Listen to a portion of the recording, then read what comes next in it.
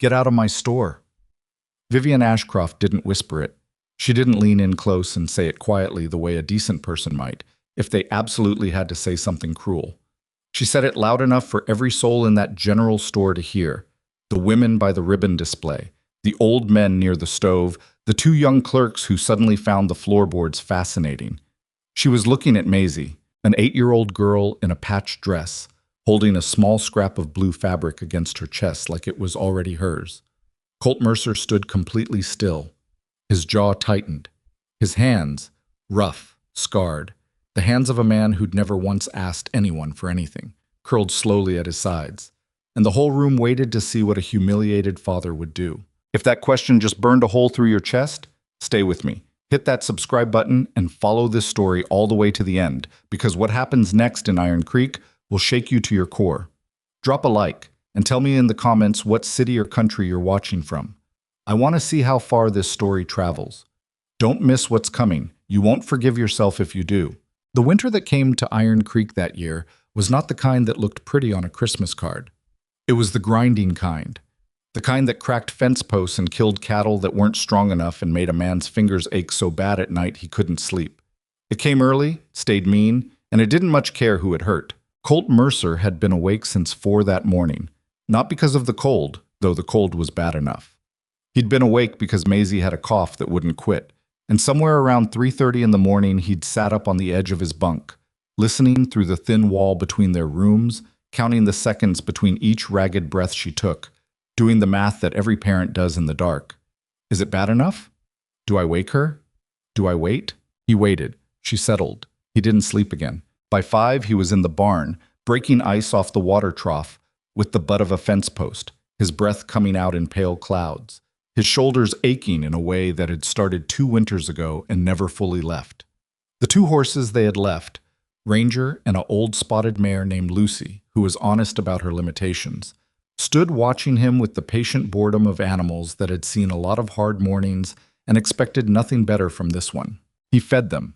He checked on the cattle, 11 head, which was 8 fewer than he'd started the year with, and every one of those lost animals was a number he didn't let himself dwell on because dwelling didn't pay the bills.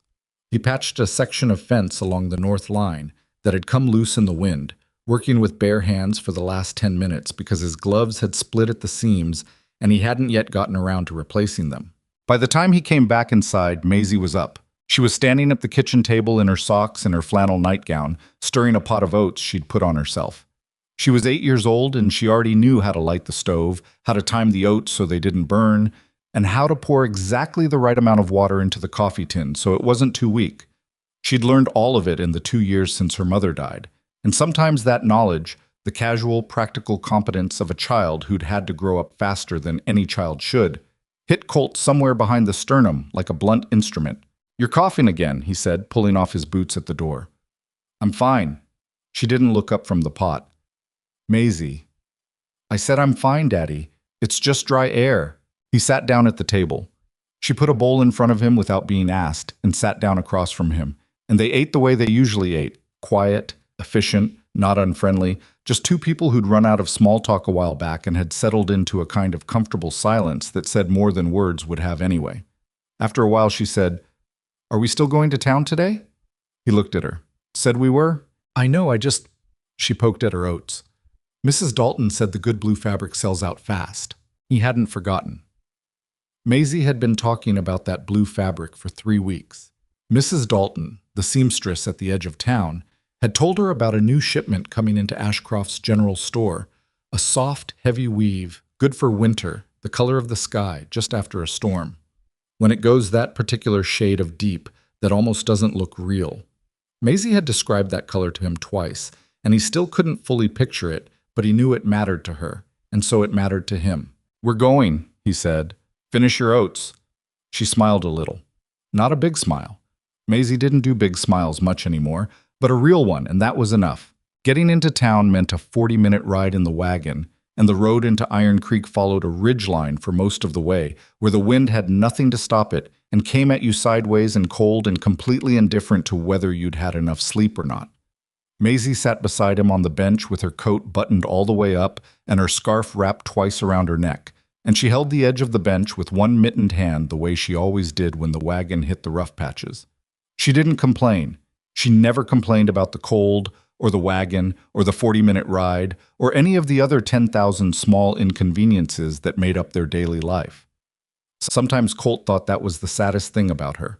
Not what she'd lost, but what she'd stopped expecting. Iron Creek wasn't a big town. It had one main street, a hotel that mostly served as a saloon, a church that served as everything else, a livery stable, a post office that shared space with the telegraph office. And at the far end of the block, taking up the best corner, the largest and most well-appointed building in the county, Ashcroft's General Store. The sign above the door was carved oak. The windows were real glass, the kind that cost more to ship out here than most families spent on food in a month. Inside, the store smelled of cedar and dried herbs and new leather, and that particular combination of things that only exists in places that have never had to worry about money. Vivian Ashcroft had inherited the store from her husband 7 years ago, and in the time since she had transformed it from a serviceable frontier supply post into something that functioned almost like a status symbol. The prices were higher than they needed to be. The arrangement of goods was designed to show off rather than simply stock. And Vivian herself, tall, dressed in wool that cost more than Colt's monthly supply budget, with silver jewelry at her wrists and a permanent expression of mild assessment on her face, the look of a woman who was always calculating whether you were worth her time, moved through the store like she was conducting an inspection. Colt tied the wagon outside and helped Maisie down.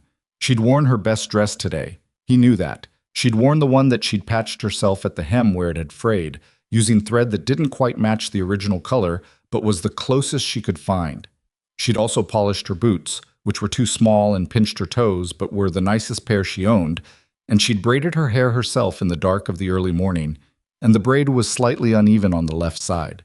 But she'd tried, and Colt had told her she looked wonderful, and he meant it. They walked into the store together. For a moment, everything was fine. The warmth hit them, that dry, wood stove warmth that you don't fully appreciate until you've been out in the cold long enough. And Maisie's eyes went immediately to the fabric section along the left wall, that particular alertness that children get when they're close to something they've been thinking about for weeks. There were 3 other women in the store. 2 of them were part of what Colt privately thought of as Vivian's circle, the wives of the county's more successful ranchers and merchants, women who attended the same socials, who wore the same kind of clothes, who all seemed to operate on an unspoken system of social credit that Colt had never been given the rulebook for.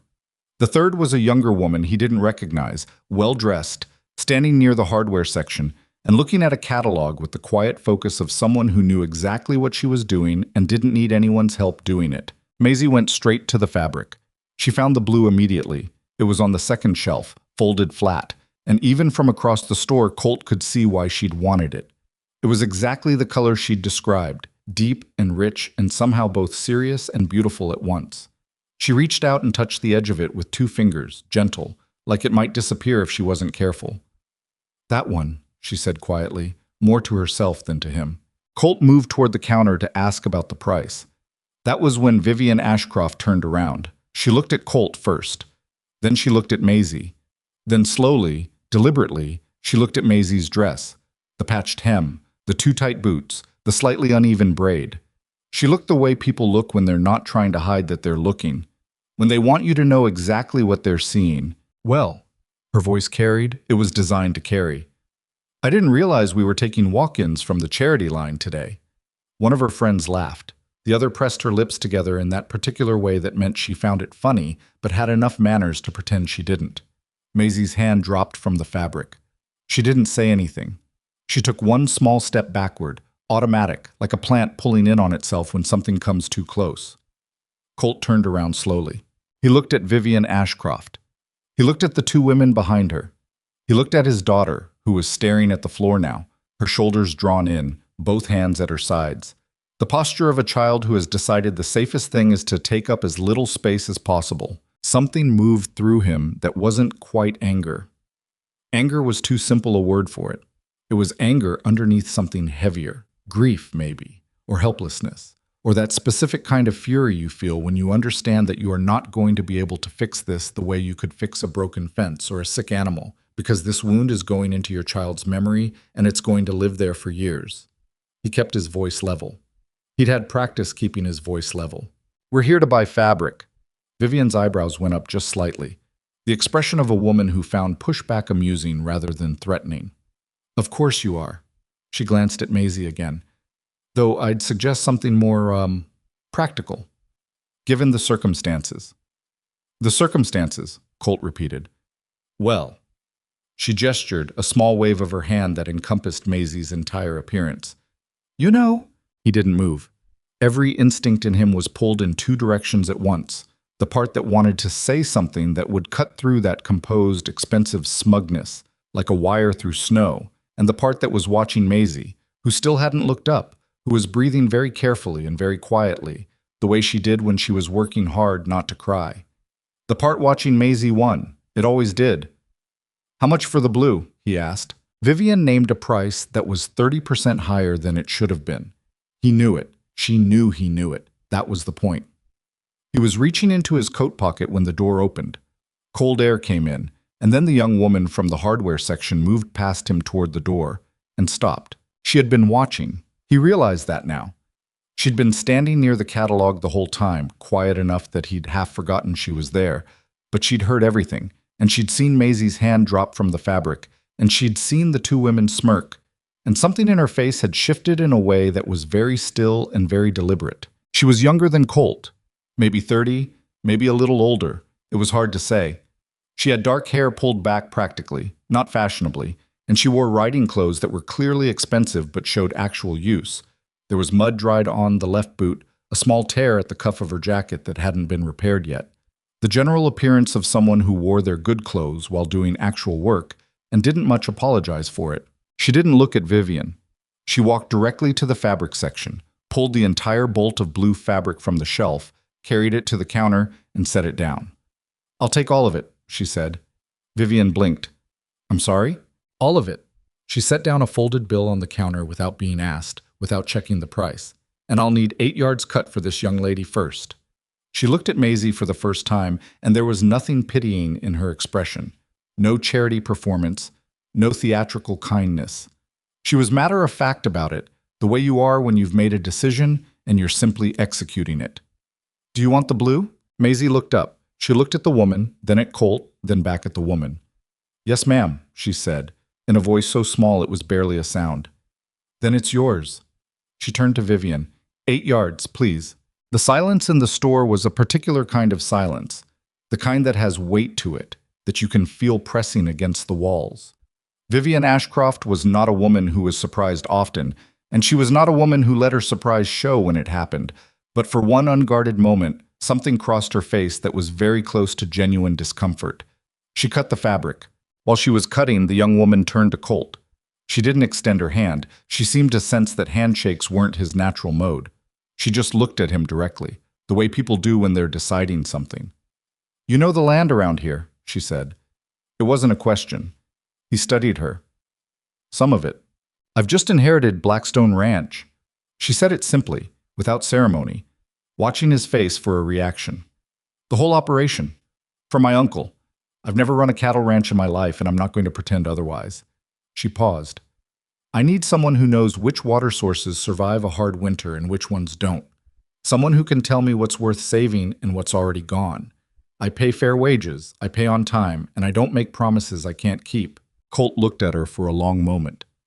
Blackstone Ranch. He knew the name. Everyone in the county knew the name. It was the largest parcel of land in the valley, 1,000 acres of prime grazing range that had been let go to rust and weeds for the better part of a decade, while old Harlan Rowan slowly stopped caring about anything. He died in October. Colt had heard the ranch went to a niece. He hadn't heard anything more than that. "And you're the niece," he said. "Celeste Rowan." She said it like a fact, not an introduction. "Yes." Behind them, Vivian Ashcroft set 8 yards of blue fabric on the counter and stood with her hands folded and her expression arranged into something that was trying to look neutral. Maisie had moved to stand beside Colt now. She was looking at Celeste with an expression he hadn't seen on his daughter's face in a long time. Not hope, exactly, but something adjacent to it. The cautious, provisional attention of a child who has learned not to get ahead of herself, but who cannot quite stop herself from leaning slightly toward warmth when it appears. Celeste glanced down at her, not with the exaggerated warmth of someone performing kindness, just noticing her, the way a decent person notices another person. "Pretty color," Celeste said quietly. "About the fabric. Not about Maisie, not in a way that made it about showing off her own generosity. Just acknowledging the thing Maisie had seen and chosen and wanted, treating the choice itself as worth something."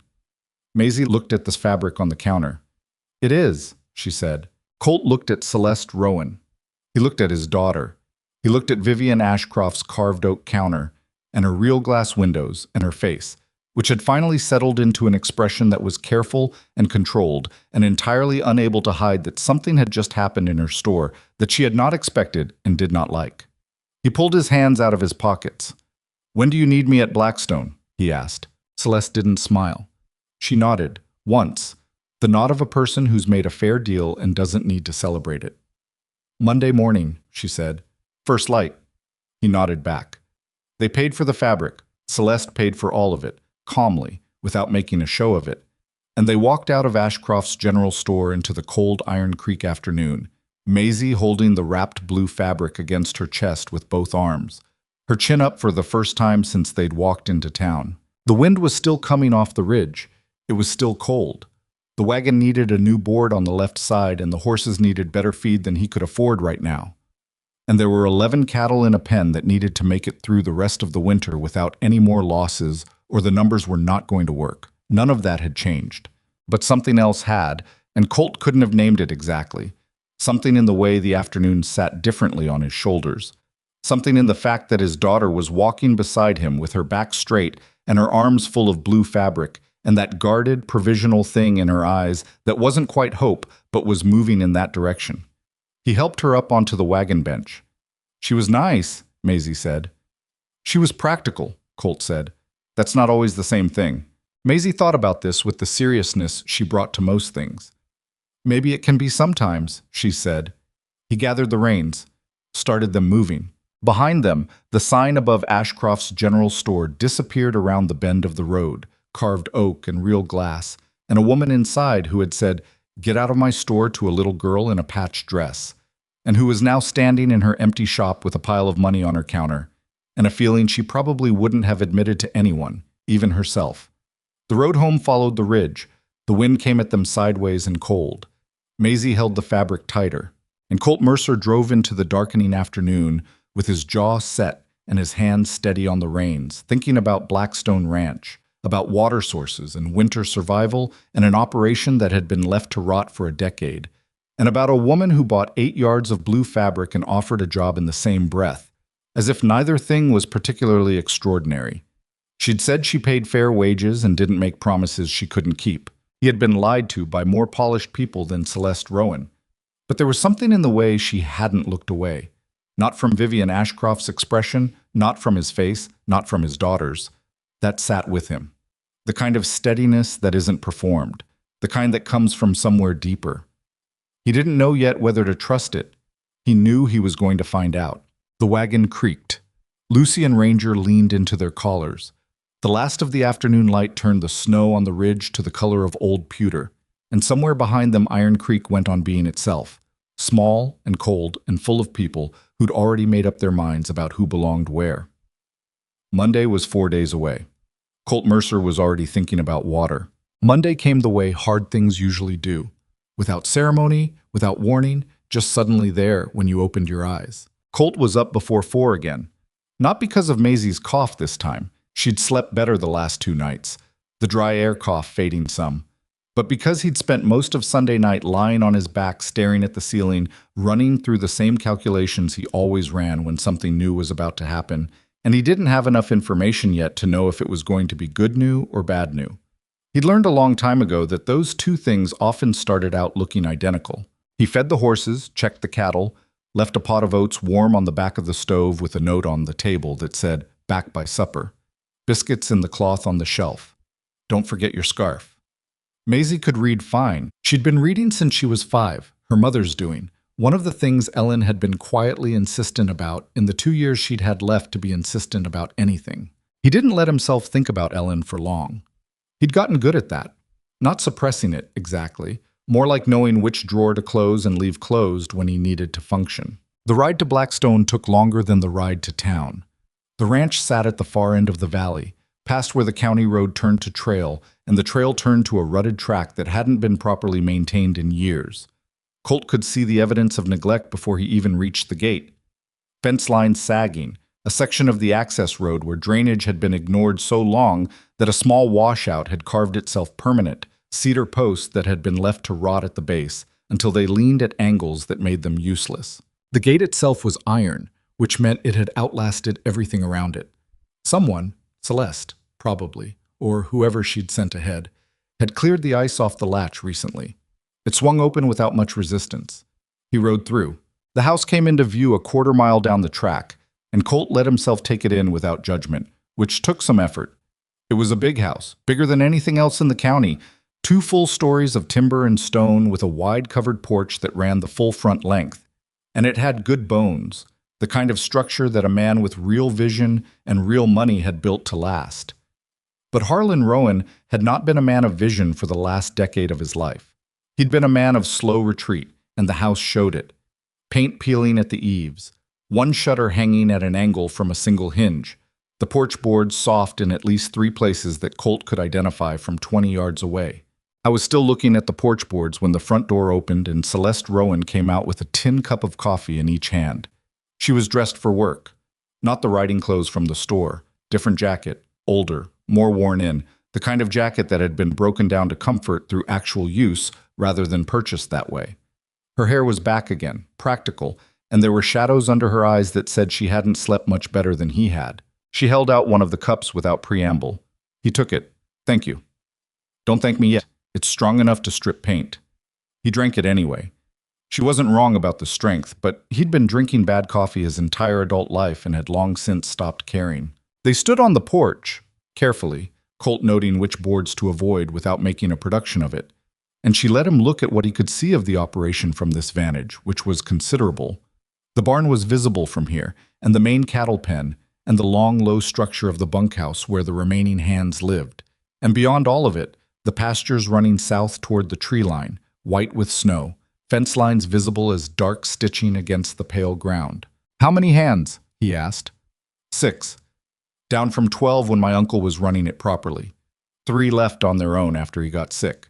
3 more after he died, and the rumors started that the place was going to be sold. She drank her coffee. "The 6 who stayed? I don't know yet if they stayed because they're loyal or because they couldn't find anything better. I'm assuming it's somewhere in between." "Usually is," Colt said. "The cattle are in worse shape than the paperwork said.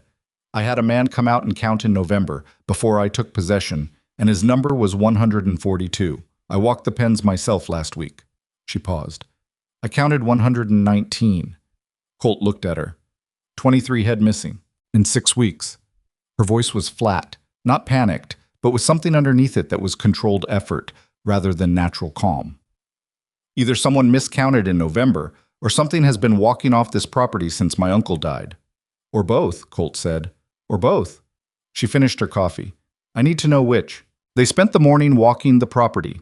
Not riding, walking, which was Colt's preference when he was trying to read land rather than cover distance. You noticed different things on foot. You noticed the ground itself, the drainage patterns, the places where soil had compacted wrong or where ice was forming in patterns that told you something about what was underneath. You noticed the small decisions that added up over years into either a healthy operation or a dying one. What he found at Blackstone was a ranch that had been neglected in a very specific way. Not randomly, not all at once, but in the way that happens when a capable man slowly stops giving attention to the things that require daily attention. The big structures were mostly intact because big structures can survive years of inattention. It was the small, constant things that had frayed. Water lines, drainage, herd rotation, the kind of management that isn't glamorous but is the actual difference between a ranch that works and one that doesn't. Celeste walked beside him and asked questions. Good questions. Not the questions of someone performing competence, but the questions of someone who genuinely didn't know and genuinely needed to. There's a difference, and Colt had dealt with enough people who performed competence to recognize the real thing when it showed up. "This drainage here," he said, stopping at a low point in the south pasture where water had been pooling and freezing in a wide, flat sheet. In spring, when this melts, it's going to sit. Cattle standing in standing water for too long get foot rot. You lose a year of production from a cow that gets foot rot bad enough, sometimes you lose the cow. How do you fix it? Channel. Cut about 30 yards east, direct it toward the creek bed. He looked at the angle of the ground. 2 days of work with the right equipment. You'd need to do it before the thaw. She nodded. Not enthusiastically. Just absorbing it, filing it. What else? He told her. He told her about the north fence line that was failing in 3 places, about the water tank near the east pasture that had a slow crack in the lining that would become a fast crack in a hard freeze, about the hay stores that were adequate for the head count on paper but would run short for the actual head count by late February if the winter held. He told her all of it straight, without softening it, because she'd asked him not to soften it. She'd said so on the porch, before they'd started walking, in a tone that suggested she'd already dealt with people who thought telling her difficult things gently was the same as helping her.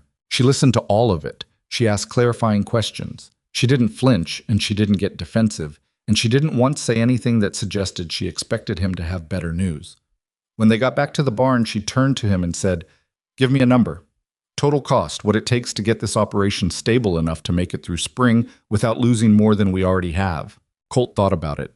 He'd been running numbers in his head all morning. Materials or total, including labor? Total. He gave her a number. It was a real number, not optimistic, not padded. She looked at it, or rather looked at the middle distance while the number sat between them. And he watched her face for the thing that faces do when a number is too big, that particular recalibration. Her face didn't do that. "All right," she said. "I'll have it." "Cash?" "By Friday." She met his eyes. "I'm not rich the way Gideon Crow is rich, but I'm not broke. And I'm not going to let this place die because I was too slow to spend money when spending it mattered." It was the first time he'd heard Gideon Crow's name spoken out loud in connection with Blackstone, and something in the way she said it, not with contempt, not with fear, but with the careful precision of someone who had already thought about this particular variable and placed it correctly in the calculation, made him look at her a little differently. "You know Crow," he said. "I know of him." She reached up and unlatched the barn door, pushed it open. "I know he's been sending my uncle letters for 5 years trying to buy this land. I know he showed up at the attorney's office the week after my uncle died. I know he has a man in town who has been asking questions about my plans." She looked at Colt. "I know he thinks I'm going to fold before spring." "A lot of people have folded before spring," Colt said. It wasn't a warning. It was information. He was watching her to see how she took it. She took it without blinking. "I know that too." They went into the barn. The hands were inside, 5 of them, the 6th apparently out on the east fence line, according to one of the others, a compact and weathered man named Pete Garza, who'd been at Blackstone for 11 years and had the particular stillness of a man who had watched a lot of things happen and had opinions about all of them that he kept mostly to himself. The others were younger, a pair of brothers named Webb, mid-20s, competent-looking enough, a quiet man named Torres, who seemed to be in charge of the horses by personal preference rather than official assignment, and an older hand named Dale, who had one finger missing from his right hand and who looked at Colt with the steady, assessing expression of a man deciding whether the newcomer was worth the trouble. Celeste introduced Colt to the group simply. "This is Colt Mercer. He knows this land better than most men in the county. He's going to be helping manage the operation going forward. Anything he says goes." She paused. "Any questions about that, you can bring them to me directly." There weren't any questions, not out loud, anyway. But Colt read the room without appearing to, the way you do when you've spent enough years working with men in close quarters. Pete Garza nodded once, the nod of a man who reserved judgment but was not hostile. The Webb brothers exchanged a glance that could mean anything. Dale looked at him for 3 full seconds and then went back to the harness he'd been mending. Torres didn't look at him at all, which in Colt's experience was either the most hostile response or the most indifferent one, and you couldn't always tell which until later. Fine. He hadn't expected a welcome committee. He didn't need one. The first real test came that afternoon. I was in the cattle pen with Pete Garza, doing a proper head count while simultaneously looking at each animal, body condition, behavior, gait, the 100 small things that tell you how a herd is actually doing beneath whatever the paperwork says, when he found the first problem. A heifer in the northeast corner of the pen, standing slightly apart from the others, weight shifted in a way that had nothing to do with preference and everything to do with pain. He went in, moved slowly, the way you move around cattle when you don't want to spook them, and got close enough to see her left rear leg and the swelling there that meant the problem had been going on for at least a week, probably more. Pete Garza came up beside him. "Yeah," Pete said quietly. "You saw this," Colt said. Not accusatory, just confirming. 3 days ago. Pete looked at the heifer, then at the ground, then somewhere in the middle distance that wasn't either of those. Told Webb. Webb said he'd look at it. Webb didn't look at it. Webb didn't look at it. Colt straightened up. He felt a particular kind of tired. Not physical tired, the other kind. The kind that comes from seeing something preventable that wasn't prevented. "Get me the vet kit from the barn. The actual kit. Not what's left of it. And tell Miss Rowan we're going to need a vet out here, probably tomorrow morning. The vet's going to cost— I know what the vet's going to cost." He looked at Pete. "What's that heifer worth if she loses the leg?" Pete didn't answer because the answer was obvious. The heifer didn't lose the leg. The vet came out the next morning, a dry and efficient woman named Dr. Hale, who had clearly seen every variety of ranching emergency and had long since run out of patience for the ones that were avoidable. She treated the leg, told Colt what he'd suspected about the timeline, and charged a fair price that Celeste paid without complaint and without making it into a lesson for anyone. That was the thing Colt noticed in those first days at Blackstone, that he filed away without exactly labeling. When something went wrong, and things went wrong constantly, the steady drip of small failures that is the actual texture of running any operation. Celeste didn't look for someone to perform her frustration at. She found out what needed doing, and she either did it or she made sure it got done. She wasn't graceful about it. She wasn't calm in any natural, effortless way. There were mornings when he arrived and could see in the set of her jaw that the night had been difficult, that she'd been on the phone with the attorney, or running numbers that didn't come out right, or just sitting with the weight of what she'd inherited. She didn't pretend those mornings weren't happening, but she also didn't let them stop the work. He respected that more than he would have respected easy confidence. By the end of the first week, they'd gotten the South Pasture drainage plan drawn up, replaced the cracked water tank, patched the 3 failing sections of north fence, and reorganized the hay stores so they could accurately project what they had and how long it would last. They'd also had the first real confrontation with Webb, the older one, Marcus, who had a habit of doing things the way they'd been done before regardless of whether the way they'd been done before was working. It came over the hay rotation. Colt had changed the feeding schedule to account for the actual head count rather than the number on paper, which meant redistributing some of the hay stores from the east barn to the main pen. Marcus Webb had refused to do it on the grounds that it wasn't how Mr. Harlan had done it. "Mr. Harlan's dead," Colt said. "I know he's dead." Then his schedule died with him. Colt kept his voice even. "We're feeding 119 cattle, not 142. The math changed." "Who says the count is 119? "I do. I counted them." Marcus looked at him with the expression of a man who had decided ahead of time to find the new arrival insufficient. "You counted them once. Twice," Colt said. "Same number both times." They looked at each other for a moment. Then Marcus Webb picked up the hay and moved it where Colt had said to move it, and the confrontation ended the way most confrontations between two people who both have to keep working together end, not with resolution exactly, but with the decision to postpone it to a later date. Later that evening, Colt was checking the water lines on the east side when Pete Garza appeared beside him, materializing from the direction of the bunkhouse with a quietness that Colt had by now stopped being surprised by. "Marcus is going to be a problem," Pete said. "Maybe," Colt said. He was looking at a joint in the water line that he didn't entirely trust. He was thick with a man who worked here until November, a man named Briggs. Briggs left right after Mr. Harlan got sick. Colt looked at Pete. "And?" "And Briggs works for Gideon Crow now." Pete said it simply, without editorial, and then turned and walked back toward the bunkhouse. Colt stood with the water line and thought about that for a while. The name Gideon Crow had been in the background of his awareness, the way a sound is in the background before you identify it as something specific, present, but not yet requiring action. He knew Crow the way everyone in the county knew Crow. The largest cattle operation in the region, 3 full-time attorneys on retainer, The kind of wealth that had been assembled through a combination of genuine ability and a complete willingness to do things that more principled men wouldn't do. He'd bought out 4 smaller ranches in the last 6 years. 2 of those sales had been genuinely voluntary. The other 2 were a matter of local debate, conducted quietly in places where Crow was unlikely to be listening. That Crow wanted Blackstone was not news. That he had been actively working to position himself to take it, that was something Colt had suspected.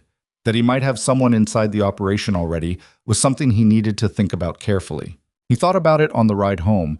He thought about it through dinner with Maisie, who told him about the arithmetic problem she'd solved at school that day, and about a girl named Clara, who had looked at her blue dress when she wore it for the first time and said it was the prettiest color she'd ever seen. Maisie said this with careful understatement, the way she handled things she cared about, protecting them from jinxing by not celebrating too hard. I thought about it after she went to bed. And the conclusion he kept arriving at was the same. He didn't have enough information yet. Crow was a problem for later.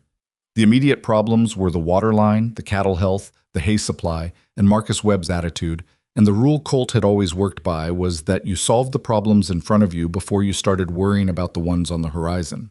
The second week brought the first real evidence that someone was worrying about them. He arrived at Blackstone on a Tuesday morning to find Celeste standing in the main yard with a supplier named Holt, who had been scheduled to deliver a load of supplemental feed, protein blocks for the cattle, which Colt had ordered specifically because the winter grazing wasn't providing enough, and he'd seen the body condition of the herd declining in ways that were still within normal range, but wouldn't stay there if they didn't address it now. The feed wasn't there. Holt was there, with an empty wagon and an expression that was apologetic in a specific way.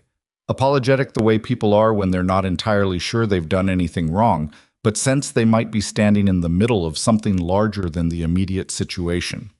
Price went up, Holt said. New pricing from the distributor, effective last Friday. Celeste had a sheet of paper in her hand, the original order with the original price. We had an agreement in writing. Yes, ma'am, and I'm sorry about that. But the distributor's pricing, I don't set that myself. What's the new price? Holt named it. It was 40% higher than the agreed price. It was also, Colt noted, with the particular attention he gave to numbers that didn't make sense. A number that was high enough to hurt, but not quite high enough to make the situation obviously fraudulent. It was priced to cause pain while maintaining plausible deniability. Celeste looked at the number. Then she looked at Holt. Who's your distributor? Holt shifted his weight. Crow Cattle Supply, ma'am. They bought out the old distributor in November. Colt watched Celeste's face do something that took less than a second. A brief, controlled flash of understanding, and underneath it something colder. The look of a person who has just confirmed a suspicion they were hoping was wrong. Then her face settled back into neutral. Thank you for coming out, Mr. Holt, she said. I'll be in touch. After Holt and his empty wagon had turned back down the track, Colt stood beside Celeste in the yard, and they both looked at the middle distance for a moment. He bought out the feed distributor, she said, in November, same time your uncle died. He's been planning this for a while. Yes, Colt said. He has. She was quiet for a moment. The wind was doing what it always did, coming off the ridge without apology, finding every gap in every layer of clothing. We need another supplier. There's a co-op in Millfield, 60 miles, but they're independent. They'll have a higher shipping cost, but a fair price. He looked at her. I can make the call today. Make the call.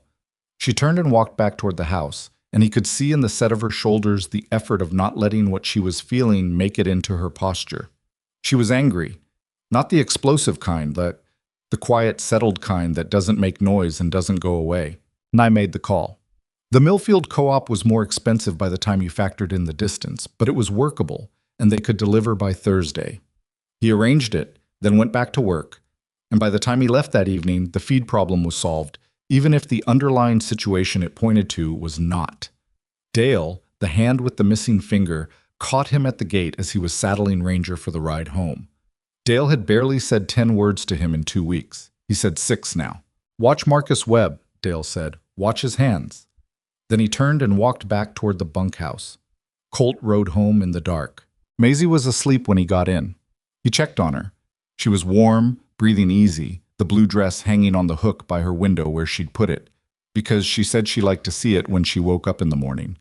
He He stood in her doorway for a moment with the lamp turned low and looked at his daughter asleep and thought about what it cost to keep things intact in a world that had no particular interest in whether they stayed intact or not. The week after the feed incident, Colt asked Celeste to let him do a full inventory of what left the property. Not the cattle inventory, the other inventory. Tools, equipment, spare parts, materials. The things that don't get counted because they're assumed to be there. She agreed without asking why. What he found was a pattern. Small things, mostly. Enough to be worth money, small enough not to be obviously noticed. Coils of wire. Hardware. 2 good quality halters from the tack room. A box of tools from the equipment shed that had been logged in but couldn't be located now. Each item individually was the kind of thing that could be explained as lost or misplaced. Together they described something that had been happening slowly and deliberately over a period of time. He didn't confront Marcus Webb directly. Not yet. He went to Celeste. She listened. She sat at the table in her kitchen with a cup of coffee going cold at her elbow, and she listened to every item on his list, and her face was very still. And when he finished, she was quiet for long enough that it might have been uncomfortable with someone else. "Do you have enough to take to the sheriff?" she asked. "Not yet. What I have is pattern. What I need is an instance." Then we wait. We watch and we wait, Colt said. "And we keep the books ourselves from here on." She looked at him across the table. "You've dealt with something like this before." It wasn't quite a question. He'd given enough away in the way he talked about it. The organized calm, the familiarity with the process, that she'd read it correctly. "Once," he said.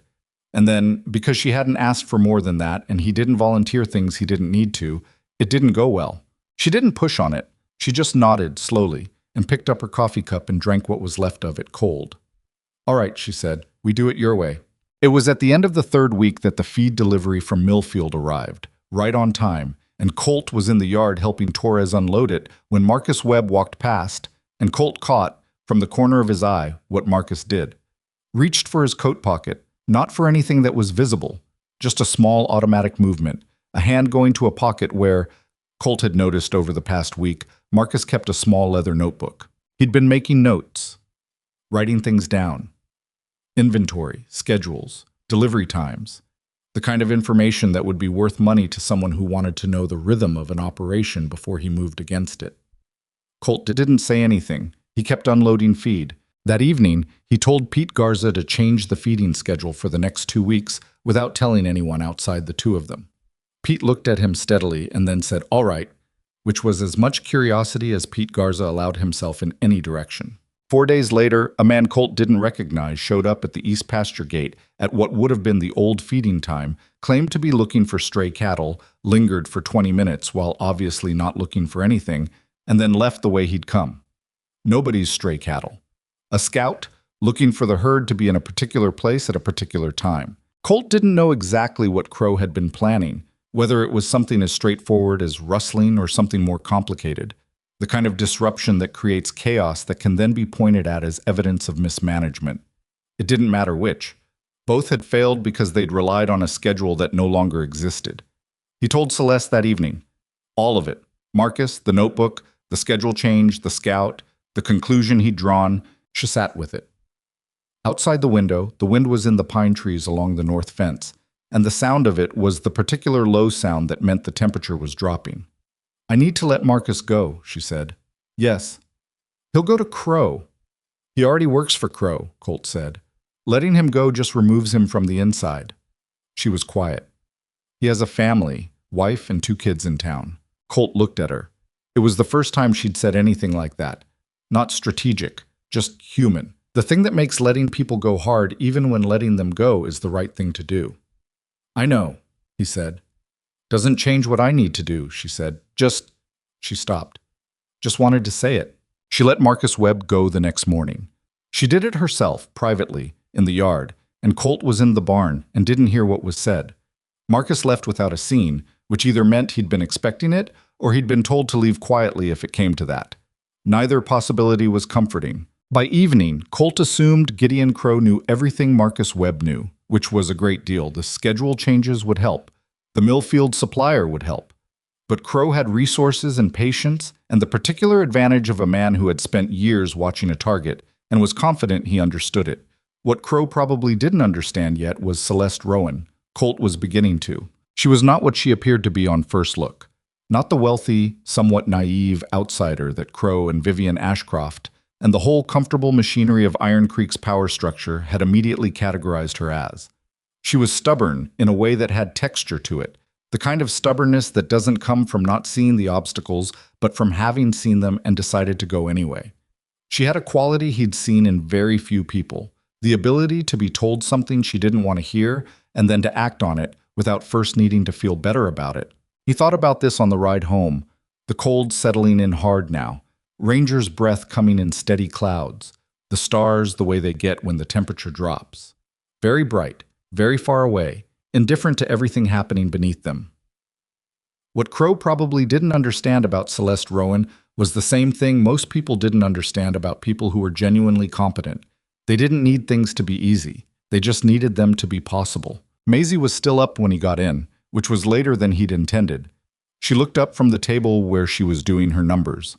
She kept a small ledger she'd started herself, tracking their expenses and what the ranch brought in, a habit she'd developed without anyone suggesting it, the way some children develop habits that belong to a version of themselves they're growing toward.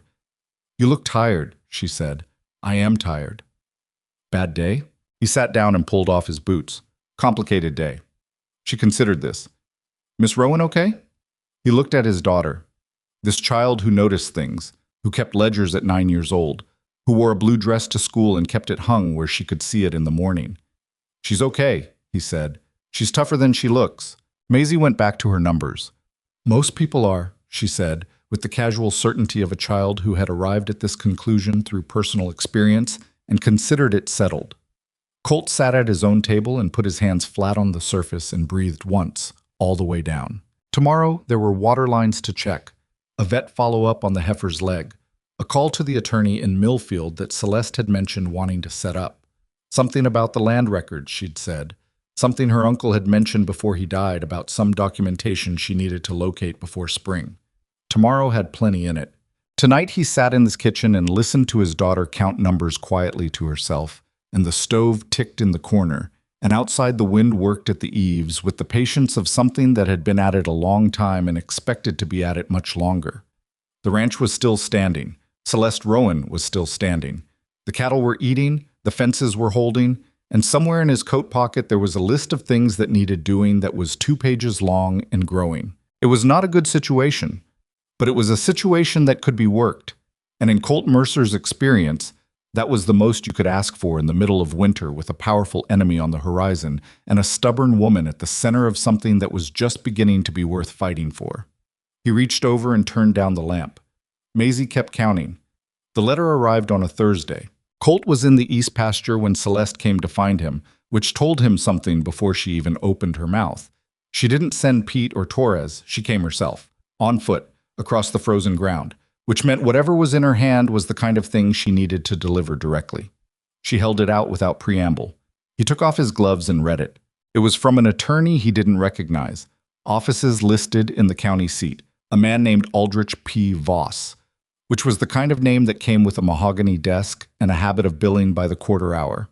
The letter was formal, precise, and constructed with the specific care of a document that had been written to sound reasonable while containing something that was not. It stated that Gideon Crow, as the adjacent landowner and holder of certain historic water agreements with Blackstone Ranch, was formally asserting prior claim to the water rights governing the creek that ran along the property's western boundary, citing a provision in an 1887 survey agreement that had allegedly been part of the original land arrangement between Crow's grandfather and the prior owner of the Blackstone parcel. Furthermore, the letter noted the existence of an outstanding debt of $11,000, allegedly owed by the late Harlan Rowan to Crow Cattle Supply for feed and equipment delivered between January and September of the previous year, which debt had now transferred to the estate and by extension to its new owner. Colt read it twice.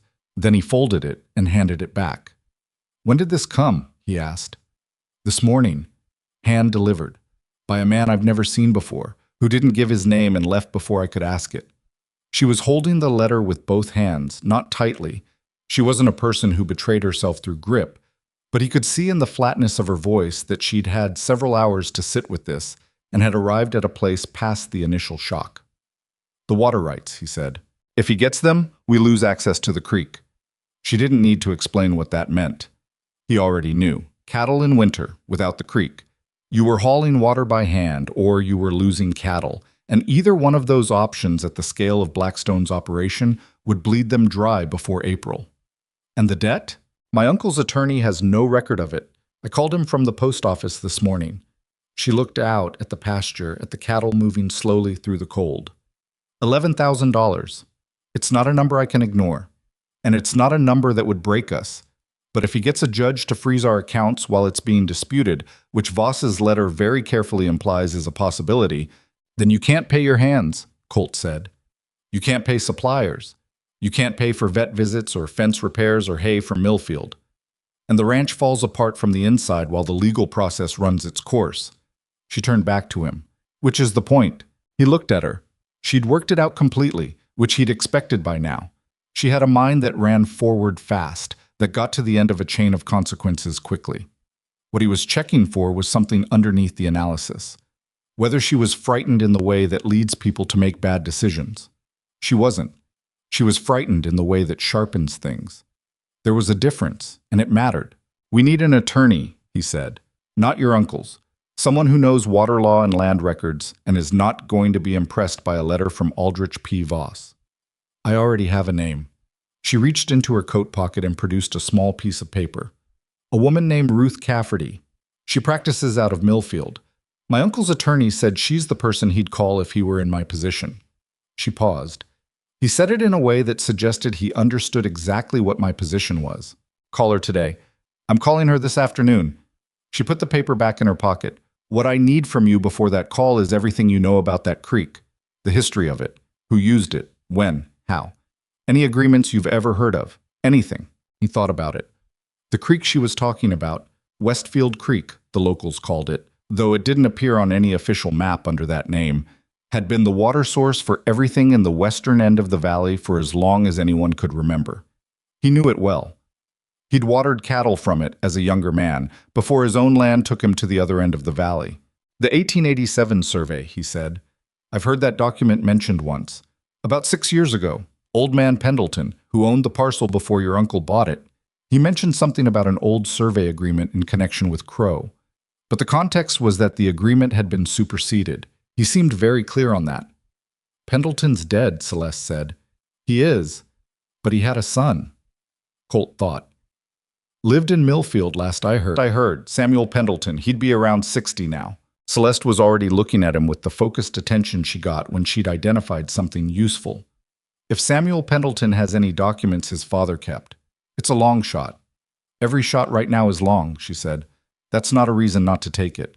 They went back to the house, and Colt sat at the kitchen table and wrote down everything he knew about the creek, the property history, and the names of every longtime rancher in the valley who might have had dealings with either the water rights or the original Blackstone land arrangement. It took him an hour and filled 3 pages, and most of it was fragmentary. Half-remembered conversations, names from 20 years back, the kind of tissue-thin oral history that a county like this ran on in the absence of proper documentation. Ruth Cafferty, when Celeste reached her that afternoon, was not the kind of attorney who made you feel better by telling you things were fine. She was the kind who told you exactly how bad things were and then told you what could be done about it, which Colt gathered from listening to Celeste's side of the conversation was both worse and better than they'd been expecting. "The water rights claim," Cafferty said, "was not entirely without foundation, meaning there was genuinely a document from 1887 that Crow's attorney had found or manufactured or found and selectively interpreted. It was not a strong claim, but it was a claim that would be taken seriously in a county courthouse where the sitting judge had gone to law school with Aldrich P. Voss, which was a fact Cafferty delivered in the tone of a woman noting an unpleasant smell. The debt was almost certainly fraudulent, almost, proving it would require pulling delivery records, payment logs, and communications going back the better part of a year, from an operation that had been managed by a dying man who had not been keeping clean books. "She's coming out Friday," Celeste told him after she hung up. "She wants to see the property and look at whatever documentation my uncle left." "What's she like?" Celeste considered. "Like someone who has heard every version of this story before and is not surprised by any of it, and intends to win anyway. He nodded. That was what they needed. The week between the letter's arrival and Ruth Cafferty's visit was the hardest week Colt had spent at Blackstone. Not because of the physical work, the work was always there, relentless, indifferent to legal crises or enemy tactics. The cattle still needed feeding. The water line he'd been worried about since the second week finally developed the crack he'd predicted, which required an emergency repair in temperatures that made working with pipe fittings a specific kind of misery. Pete Garza got sick.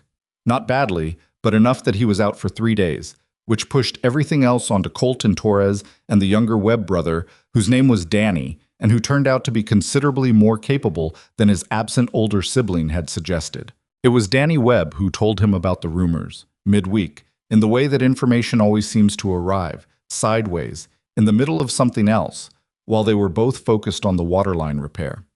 "Heard something in town yesterday," Danny said. He had the slightly uncomfortable look of a person delivering news they aren't sure is welcome. "At the feed store, a couple of men I didn't know by name talking about Blackstone." Colt kept working. "What were they saying?" "That Miss Rowan's been running the operation into the ground since she got here.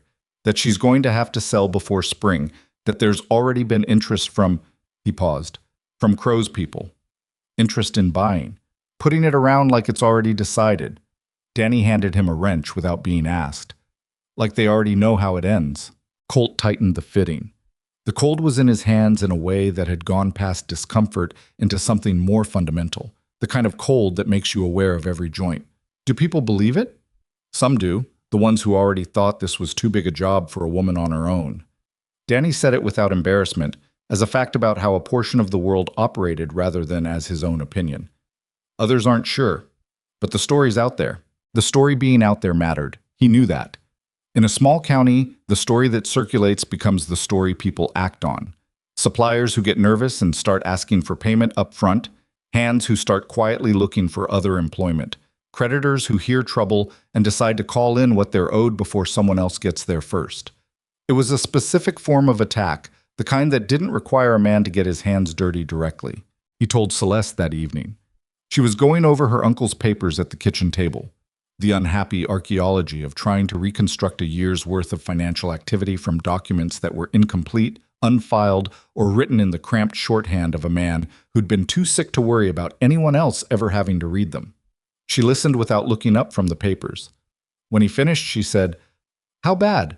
"Depends on how fast it spreads, and whether anyone with money to lend hears it before we've had a chance to get ahead of it."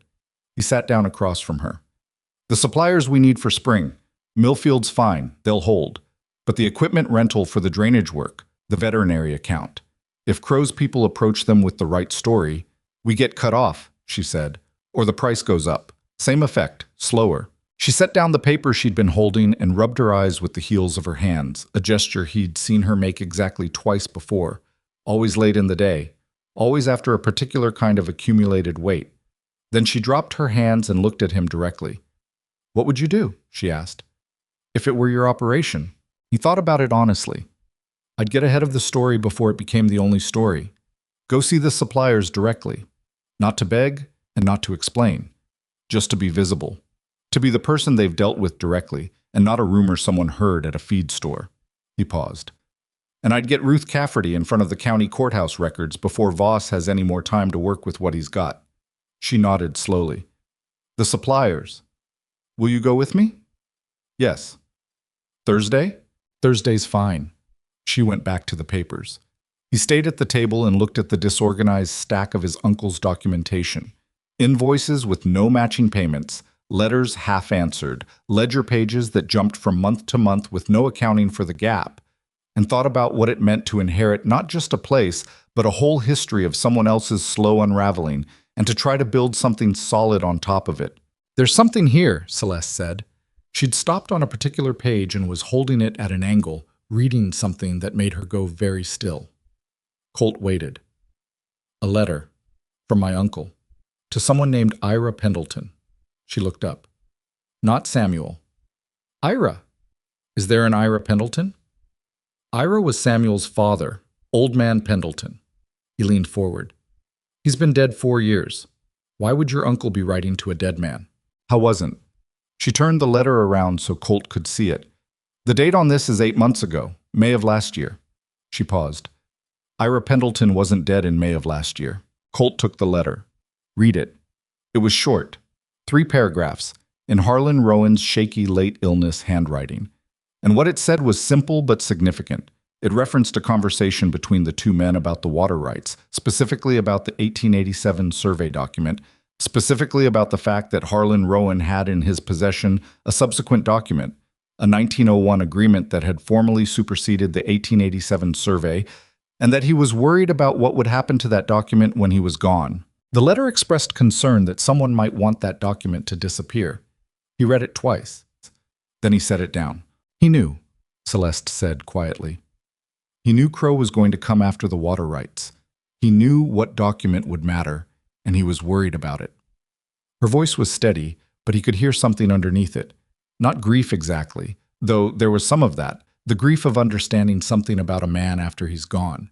More like the weight of a person who has just been handed a responsibility they didn't know existed until this moment. Where is that 1901 document? If Crow's people knew about it, they would have taken it, or tried to. She was already moving, pushing back from the table. My uncle's study. The file's in there. I haven't gone through everything yet. I've been going through the financial records because that's what the attorney told me was urgent. She looked at him. But if that document exists, then it needs to be in Ruth Cafferty's hands by Friday morning, he said. They spent 3 hours going through Harlan Rowan's study that night. It was a room that had once been ordered and was no longer. A man's retreat that had become, in the last year of his life, a place where things were put when there was no longer energy to deal with them.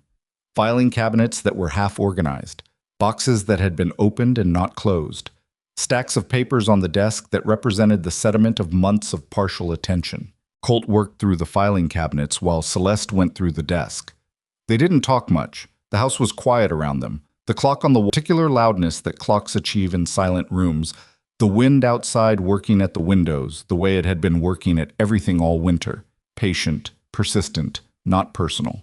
He found it in the 3rd filing cabinet, in a folder that had been mislabeled. The label on the tab said Equipment Leases 1990-1995, but inside the folder, behind a stack of actual equipment leases, was a separate envelope, sealed, with 2 words written on the front in Harlan Rowan's handwriting, for Celeste. He held it for a moment. Then he said, Celeste. She came from across the room and he held it out, and she took it and looked at it for a long moment before she opened it. Inside was a single folded document, old paper, the kind that has gone soft with age, the kind you handle carefully. She unfolded it, and they read it together, and it was exactly what Harlan's letter had described. The 1901 superseding agreement, signed by the relevant parties, witnessed and notarized, clearly establishing that the 1887 survey arrangement had been formally replaced, and that the water rights of Westfield Creek were appended to the Blackstone parcel in perpetuity. Celeste sat down on the edge of a chair that was stacked with papers and didn't say anything for a while.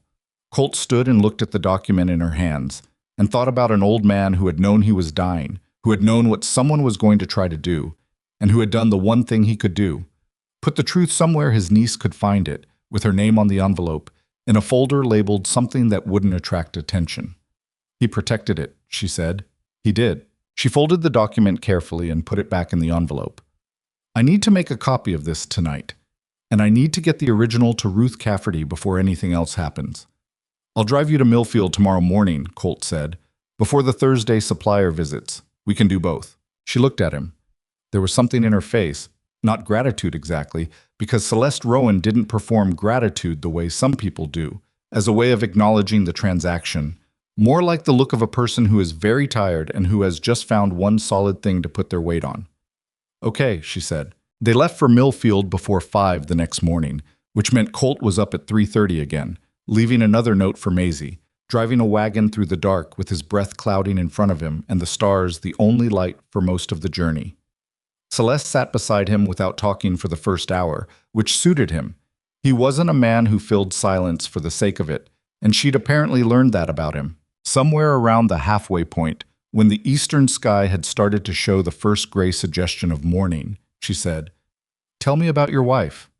He didn't answer immediately. Not because the question made him angry, it didn't, but because he was deciding how to answer it, which was different. Her name was Ellen, he said. She was smarter than me, and she knew it, and she didn't hold it over me. She died 2 winters ago. Influenza. He paused. Fast. It was very fast. Celeste didn't say she was sorry. He was grateful for that. He'd had 2 years of people being sorry, and it hadn't made anything smaller. Maisie has her eyes, he said, and her way of going quiet when something matters. Celeste was looking at the road ahead. She's going to be remarkable. She already is, he said. Most people just haven't noticed yet. They got to Millfield as the town was opening up. The particular hour when doors are being unlocked and coffee is being made, and the day has the quality of not having been used yet. Ruth Cafferty met them at her office, which was small and aggressively organized and smelled of coffee and old books. And she was a woman of about 60 who wore her gray hair cut short and had the unhurried manner of someone who has long since stopped performing urgency and has simply become permanently effective instead. She took the 1901 document and read it slowly, without comment, while Colt and Celeste sat across from her and drank the coffee her assistant had brought. When she finished, she set it down on her desk and looked at it for a moment the way a person looks at something that has just made their job considerably more manageable. Well, she said. Is it enough? Celeste asked. It's more than enough. Ruth tapped the document lightly with one finger. The 1887 survey that Voss cited was superseded by this agreement. Properly executed, properly witnessed, properly notarized.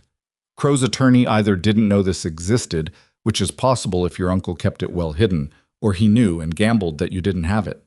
She looked at Celeste directly. Either way, the water rights claim fails. And the debt? That's going to take longer, but I want you to listen to something. Ruth opened a drawer and produced a folder. I spent yesterday afternoon making some calls. The alleged debt of $11,000. Crow Cattle Supply, your uncle, last year. She opened the folder. I found 3 other instances in the last 4 years where Crow Cattle Supply has filed similar claims against estates in the process of transferring ownership. 2 of those claims were settled quietly. The estates paid rather than fight. 1 was contested. She paused. The contested case produced delivery records showing that approximately 60% of the alleged deliveries never occurred. The room was quiet for a moment. He's done this before, Celeste said. It appears so. And the pattern matters because it speaks to intent. It tells a judge that this isn't a billing dispute. It's a systematic tactic. Ruth closed the folder. I want to file for an emergency hearing before Voss gets to the courthouse with his version. We walk in with the 1901 document. We walk in with the pattern of fraudulent debt claims. And we walk in with a request for full discovery on every delivery Crow Cattle Supply claims to have made to your uncle's operation. How long? Colt asked. For the hearing? 2 weeks if I push, 3 if the judge's calendar fights me. She looked at him steadily. 2 weeks is a long time if Crow decides to escalate while the hearing is pending. It was not a comforting thing to hear, but it was honest, and Colt had been preferring honesty to comfort for long enough that he'd stopped being disappointed when they weren't the same thing. The supplier visits that afternoon were harder. Not because the suppliers were hostile. Most of them were just cautious, which was a reasonable response to the story that had been circulating about Blackstone. Colt and Celeste visited 4 operations in Millfield and the surrounding area, and the visits followed a similar pattern. Initial wariness, a conversation in which Celeste was specific and direct about what was happening at the ranch and what her plans were, and a gradual settling as the person across the table realized they were talking to someone who wasn't going to fold. The equipment rental manager, a practical, flat-spoken man named Beaumont, said at the end of their meeting, I heard some things this week. Figured I'd wait to see who came in the door before I decided what to do with what I heard. He looked at Celeste. You came in the door yourself. That counts for something. I hope it counts for the rental terms we agreed on, Celeste said. He almost smiled. It does. It was late afternoon by the time they turned back toward Iron Creek, and the light was doing what it does in winter at that hour. Going amber and then gone, the shadows of the ridgeline stretching long across the snow. The cold settling in with the authority of something that has been waiting all day for the sun to stop arguing with it. Colt drove. Celeste sat beside him, and for a long while neither of them spoke, not because there was nothing to say, but because they'd been talking since 4 in the morning and there was a particular kind of tiredness that comes not from the physical day but from the sustained effort of holding something together through the force of will and intelligence, and showing up for every conversation when what you actually wanted was to be left alone to think. Crow's going to know by tomorrow, Celeste said finally. That we went to Cafferty, that we filed. Probably tonight, Colt said. He has people. What does he do next? Colt thought about this seriously, because it deserved serious thought. He'd been building a picture of Gideon Crow over the past weeks, not from direct experience, since he'd never spoken to the man personally, but from the accumulated evidence of how he operated. The feed supplier buyout, the fraudulent debt, the planted employee, the rumors in town. Each move had been calibrated to cause maximum damage with minimum visibility, to create pressure that looked like the inevitable natural consequence of circumstances rather than deliberate attack. He escalates, Colt said, but not loudly. He's not a man who makes direct moves when indirect ones are available. He watched the road. He's going to look for something he can do before that hearing, something that doesn't look like him. Like what? I don't know yet. He said it flatly, without softening it. But I want Pete Garza doing a full inventory check every morning from now on, and I want the gate to the east pasture locked overnight. She was quiet for a moment. You think he'd go after the cattle directly? I think he'd have someone else go after the cattle, and he'd be somewhere very visible when it happened. He paused. That's how men like Crow operate.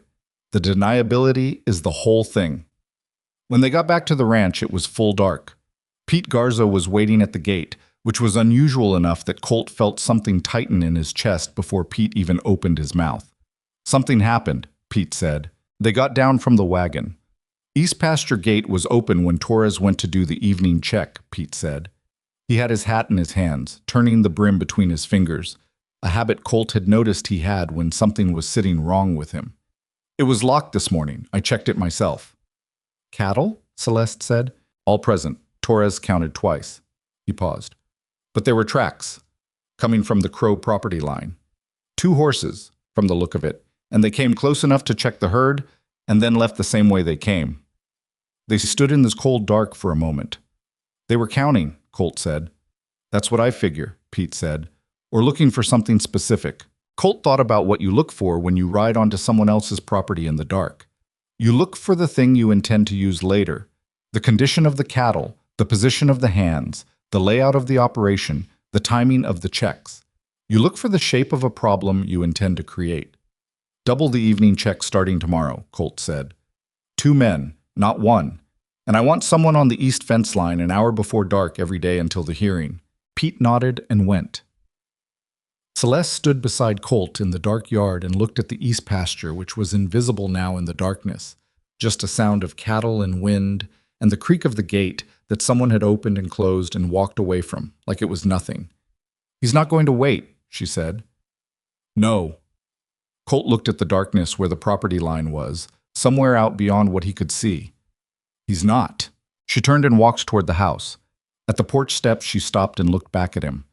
In the poor light, she looked tired in a way that went below the surface, the kind of tired that accumulates over weeks of holding something together by continuous effort, the kind that doesn't fix itself with one good night's sleep. Thank you, she said. And it wasn't the performative kind, it was the kind that costs something to say because it means acknowledging that you needed help, which is a thing that people who are used to managing on their own find genuinely difficult. He nodded. Get some sleep, he said. You too.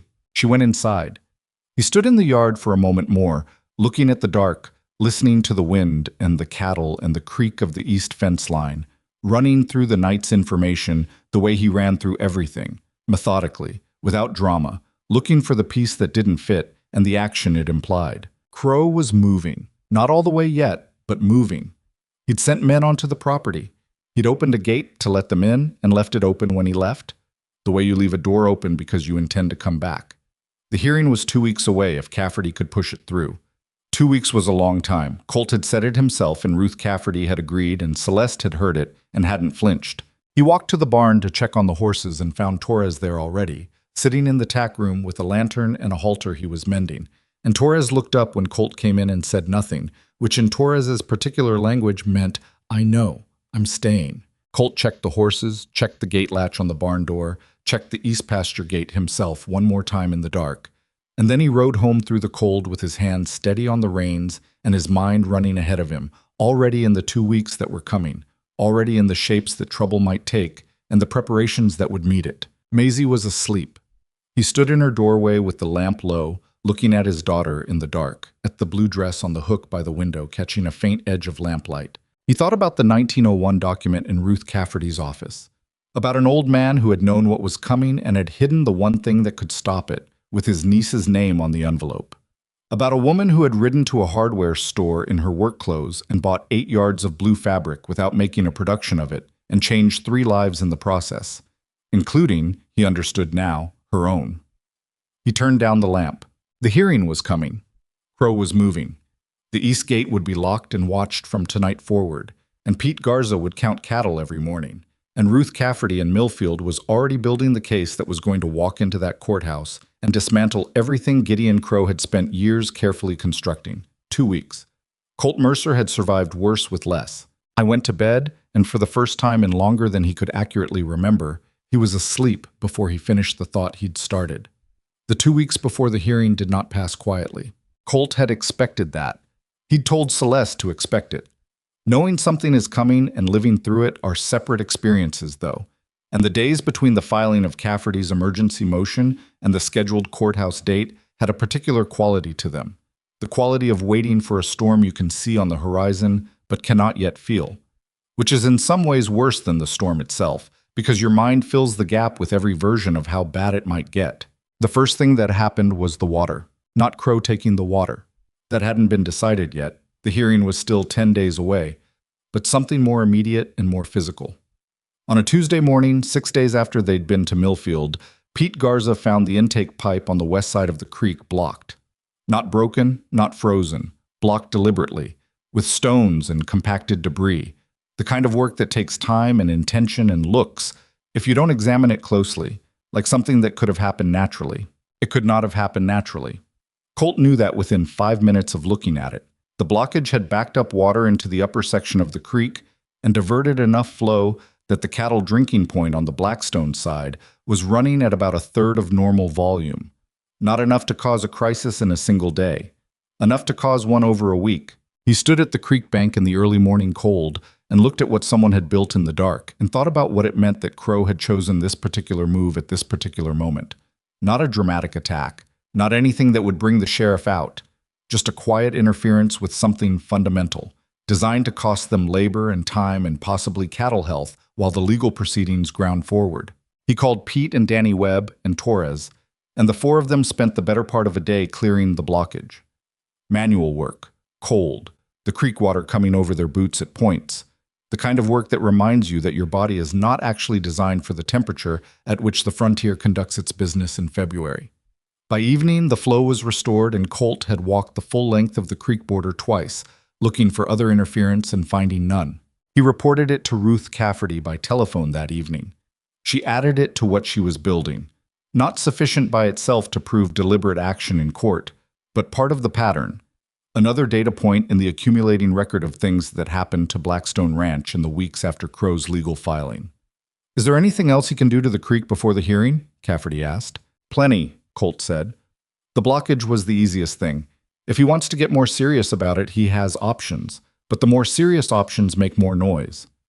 Would he make noise this close to the hearing? Colt thought about what he understood of Gideon Crow. He might, if he thought the hearing was going to go badly for him. He paused. "Which it is." Cafferty was quiet for a moment. "I've deposed Samuel Pendleton." Colt sat up straighter. "And?" "His father kept meticulous records. Samuel has a copy of the 1901 agreement, not the original, a notarized copy his father made in 1962.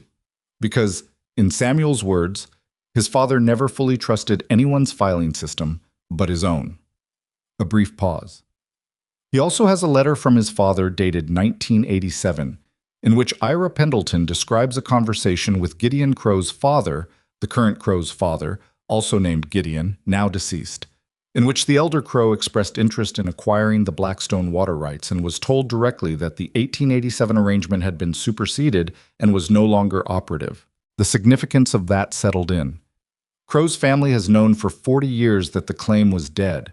At minimum, the elder Crow knew.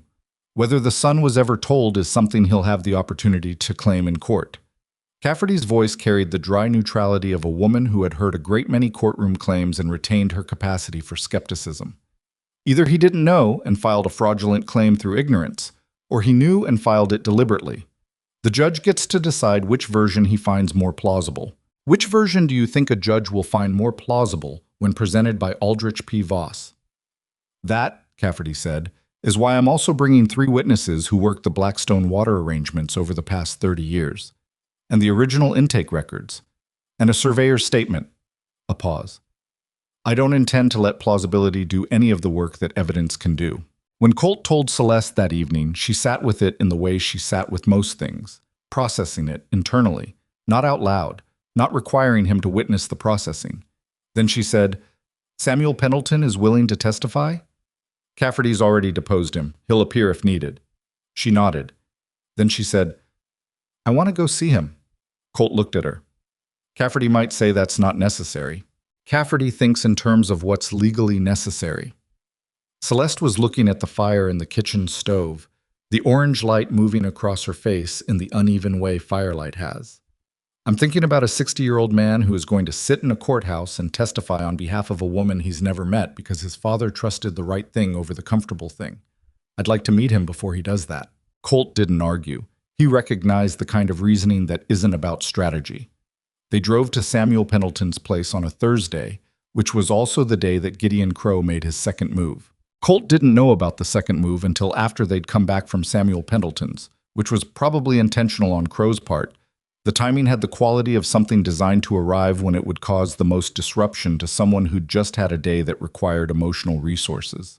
Samuel Pendleton was a quiet, solid man who lived in a farmhouse outside Millfield with his wife and an impressive number of dogs. He had his father's careful manner, the kind of man who thought before he spoke and then said exactly what he meant and nothing beyond it. He fed them coffee and pie that his wife produced without being asked, and he sat across from them at his kitchen table and talked about his father with the quiet respect of a man who had spent his life trying to be worthy of an example. "My father didn't have much patience for men who tried to take what wasn't theirs," Samuel said. "He thought it was the main moral failing of the century, not any particular sin, just that one. Taking what belonged to someone else and calling it business." He looked at Celeste. He kept that letter because he wanted there to be evidence. He said someday someone will need to know what was said. Celeste sat with her coffee cup and looked at Samuel Pendleton the way she looked at things that mattered to her. Directly, without performing the emotion. "Your father sounds like a good man." "He was a practical man," Samuel said, which, in my experience, is usually the same thing. On the drive back, Celeste was quiet for a long time, and Colt drove without filling the silence, which was what the silence needed. The late afternoon light was the thin kind that February produces, white and cold, and the road was empty in both directions. "I want to win this," she said finally. Not aggressively, just clearly, in the way a person states something true that they've decided to stop being cautious about. "I know," he said. "Not just for the ranch." She was looking at the road. "For my uncle. He hid that document with my name on it because he thought I would fight. I want to be worth that." Colt kept his eyes on the road. There wasn't anything useful to say to that. Not because it wasn't meaningful, but because it was the kind of thing that didn't need a response. It needed a witness.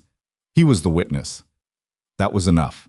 They got back to Blackstone as the light was failing, and Pete Garza met them at the gate again, and Colt felt the same tightening in his chest that he'd felt 2 weeks ago in the same moment, Pete's hat in his hands, the specific posture of a man bringing news. "Crow filed an injunction this afternoon," Pete said. "His man in town, Voss, filed an emergency injunction to freeze Blackstone's operating accounts pending resolution of the debt claim." Everything in Colt went very still. Celeste heard it without visible reaction. "On what grounds?" "Risk of asset dissipation, that you might, in Voss's words, according to what Tommy at the bank told me, that you might liquidate assets or transfer funds before the debt claim is resolved." Tommy at the bank. Colt noted that Pete had a source inside the local bank, which was the kind of thing you filed away. "Is it temporary?" Celeste asked. "Until the hearing. Tommy said the judge signed it this afternoon. Frozen accounts." 5 days before the hearing. Celeste couldn't pay her hands, couldn't pay her suppliers, couldn't make any financial move without going back to a judge who had just signed an order at Aldrich Voss's request. He watched her work through it, watched her face do the thing it did, go very controlled, very contained, and underneath the control, the visible effort of someone keeping something large and destructive from getting out. "I need to call Cafferty," she said. "Yes," Colt said. "Tonight." "Yes." She went inside. He stood with Pete in the yard, and they looked at each other in the fading light with the shared understanding of two men who have been in enough difficult situations to know when one has just gotten significantly more difficult. "Hands need to be paid by Friday," Pete said. "Danny's okay. Torres is okay. But there's a couple of the others." He stopped. "I'm not saying they're going to leave. I'm saying if they don't get paid by Friday, some of them are going to start thinking about it." "I know," Colt said. "What do you want me to tell them?" Colt thought about it. "Tell them the truth. That there's a legal situation, that it's being handled, that anyone who stays through the hearing gets paid in full the day after. And tell them I'll vouch for that personally." Pete looked at him. "You'll vouch personally?" "Yes." "With what?" It was a fair question. Colt's personal finances were not a subject he discussed, but Pete was asking it directly because it was relevant, and the answer was not much. His own ranch was stable now but not flush. He had enough to cover a portion of what the hands were owed, not all of it. "With whatever I have," Colt said, "and that's not nothing." Pete put his hat back on his head. "All right," he said, "I'll tell them." Cafferty reached them by telephone within an hour of Celeste's call. The injunction, she said, was aggressive and probably not going to survive the hearing. It was based on the fraudulent debt claim, and once that claim was dismantled, the injunction fell with it. But the timing was not accidental. Voss had filed it specifically to cause maximum disruption in the days before the hearing, to put Celeste in a position where she was simultaneously managing a financial crisis and preparing for a legal battle. "Can we get it lifted before Friday?" Celeste asked. "I'm going to try," Cafferty said. "There's a procedural argument. Voss's filing doesn't meet the standard for emergency injunctive relief because there's no documented evidence of actual risk of dissipation, only his assertion of it. I can make that argument to the judge tomorrow morning." But, a brief pause. "The judge who signed this is not Voss's law school friend. That one has no jurisdiction over the accounts. This is a different judge, one I know less well." Another pause. "I want to be honest with you, Celeste.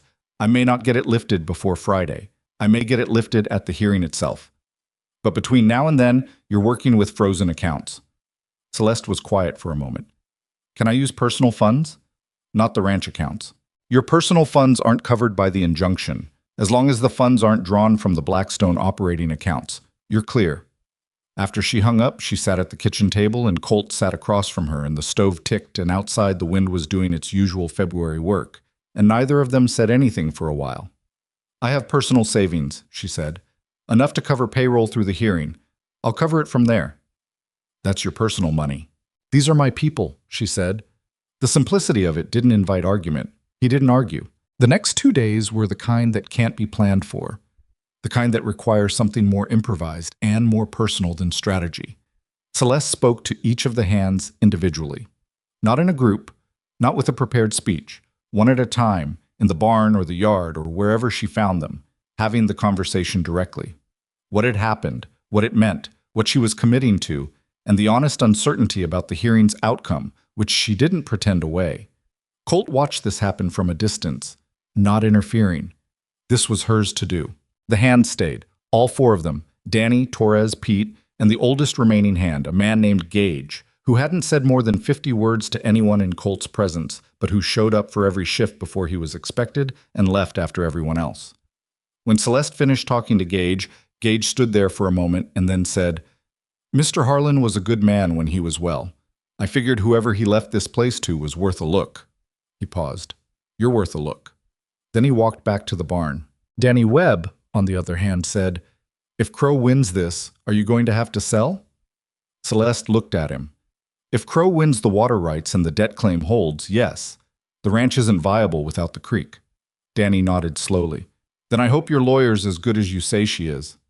"So do I," Celeste said. The evening before the hearing, Colt went home early for the first time in 2 weeks.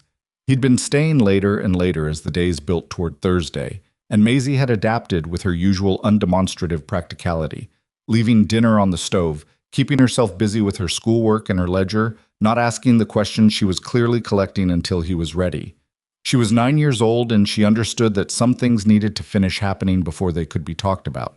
He came in at 5 and found her at the table, and she looked up with the expression of a child who has been waiting without making it obvious and has decided not to make it obvious now either. "Supper's staying warm," she said. "Thank you." He sat down and pulled off his boots and just sat for a moment with the relief of not moving, which his body communicated in a fairly direct way. She put a plate in front of him, sat back down. Looked at him with Ellen's eyes, which sometimes still caught him off guard even now. "Is it going to be okay tomorrow?" she asked. Not at the beginning of the meal. She'd waited until he'd eaten enough that she could tell he was more settled, which was the kind of emotional calibration that should not exist in a 9-year-old, but did in this one. "I think so," he said. "Cafferty's good. We have the documents we need. We have the people who'll speak." "But you're not sure." He looked at his daughter. He had made a rule for himself after Ellen died that he would not lie to Maisie about the condition of the world in order to make her feel better in the short term, because Ellen had made him promise that, and because he'd seen what happened to children who were protected from truth. They grew up unable to handle it. "No," he said. "I'm not sure. Crow has money and lawyers and a judge he knows. We have the truth and someone who knows how to use it." He picked up his fork. "Usually that's enough. Not always." She considered this. "What happens to Miss Rowan if it goes wrong?" "She loses the ranch." "And to us?" He looked up. "We're all right either way. The work she gave me's kept us stable. Whatever happens tomorrow, we're in better shape than we were in November." Maisie looked at her own plate. "I don't want it to go wrong for her," she said quietly. "She was the first person who was nice to us in a long time. The real kind of nice." He didn't correct the characterization. He just sat with it, because it was true, and because truth deserved to sit for a minute sometimes rather than immediately be managed. "Me either," he said. The courthouse in Iron Creek was a building that took itself seriously. 2 stories of stone, wide steps, a clock tower that kept accurate time as though accuracy were a moral position rather than a mechanical fact. It sat at the end of Main Street opposite Ashcroft's General Store, which Colt noted with the particular attention he gave to small ironies. They arrived Thursday morning in separate wagons. Colt and Celeste from Blackstone, Ruth Cafferty from Millfield with her associate, a young man named Briggs who was not related to the Briggs who'd left the ranch, and who carried 2 leather document cases with the focused energy of someone who understood exactly how important their contents were. Samuel Pendleton had come from his farm outside Millfield and stood on the steps with his hat in his hands, accompanied by a man Colt didn't recognize who turned out to be a retired surveyor Cafferty had found and prepared as an expert witness. Gideon Crow arrived with Aldrich P. Voss and 2 other men who had the appearance of attorneys, which made 4 legal professionals on his side against Cafferty and her associate. Colt watched Crow cross the street from his car. A big man, well-dressed in the manner of someone who has worn expensive clothes long enough that they no longer seem to be making a statement, silver-haired, with the steady proprietary movement of a man who has expected to win things for so long that the expectation had become his natural resting state. Crow didn't look at Celeste. That, Colt thought, was deliberate. The studied non-acknowledgement of someone who has decided the most effective way to express contempt is to treat the other person as already peripheral to the outcome. Celeste noticed. She didn't react. She turned to Cafferty and said something quiet, and Cafferty nodded, and they went up the steps. The courtroom was not large. In a county of Iron Creek size, it served as courtroom and meeting hall and occasional public forum, which meant the gallery had more seats than a strictly legal proceeding would require, and those seats were not empty. Word had gotten around. Colt wasn't sure how, but word in a small county always got around. And the gallery held maybe 30 people, ranchers and tradespeople, and a few faces from the town's social circle, including, near the back, Vivian Ashcroft, who sat with the upright posture of a woman who had come to observe an outcome she was confident she already knew. Judge Maynard was a man of about 70, who had the appearance of someone who had been tired for a long time, and had arranged his professional manner around that fact, conducting his weariness into a kind of deliberate slowness that could be mistaken for either wisdom or impatience, depending on which side of it you were on. He brought the proceedings to order without ceremony. Voss went first.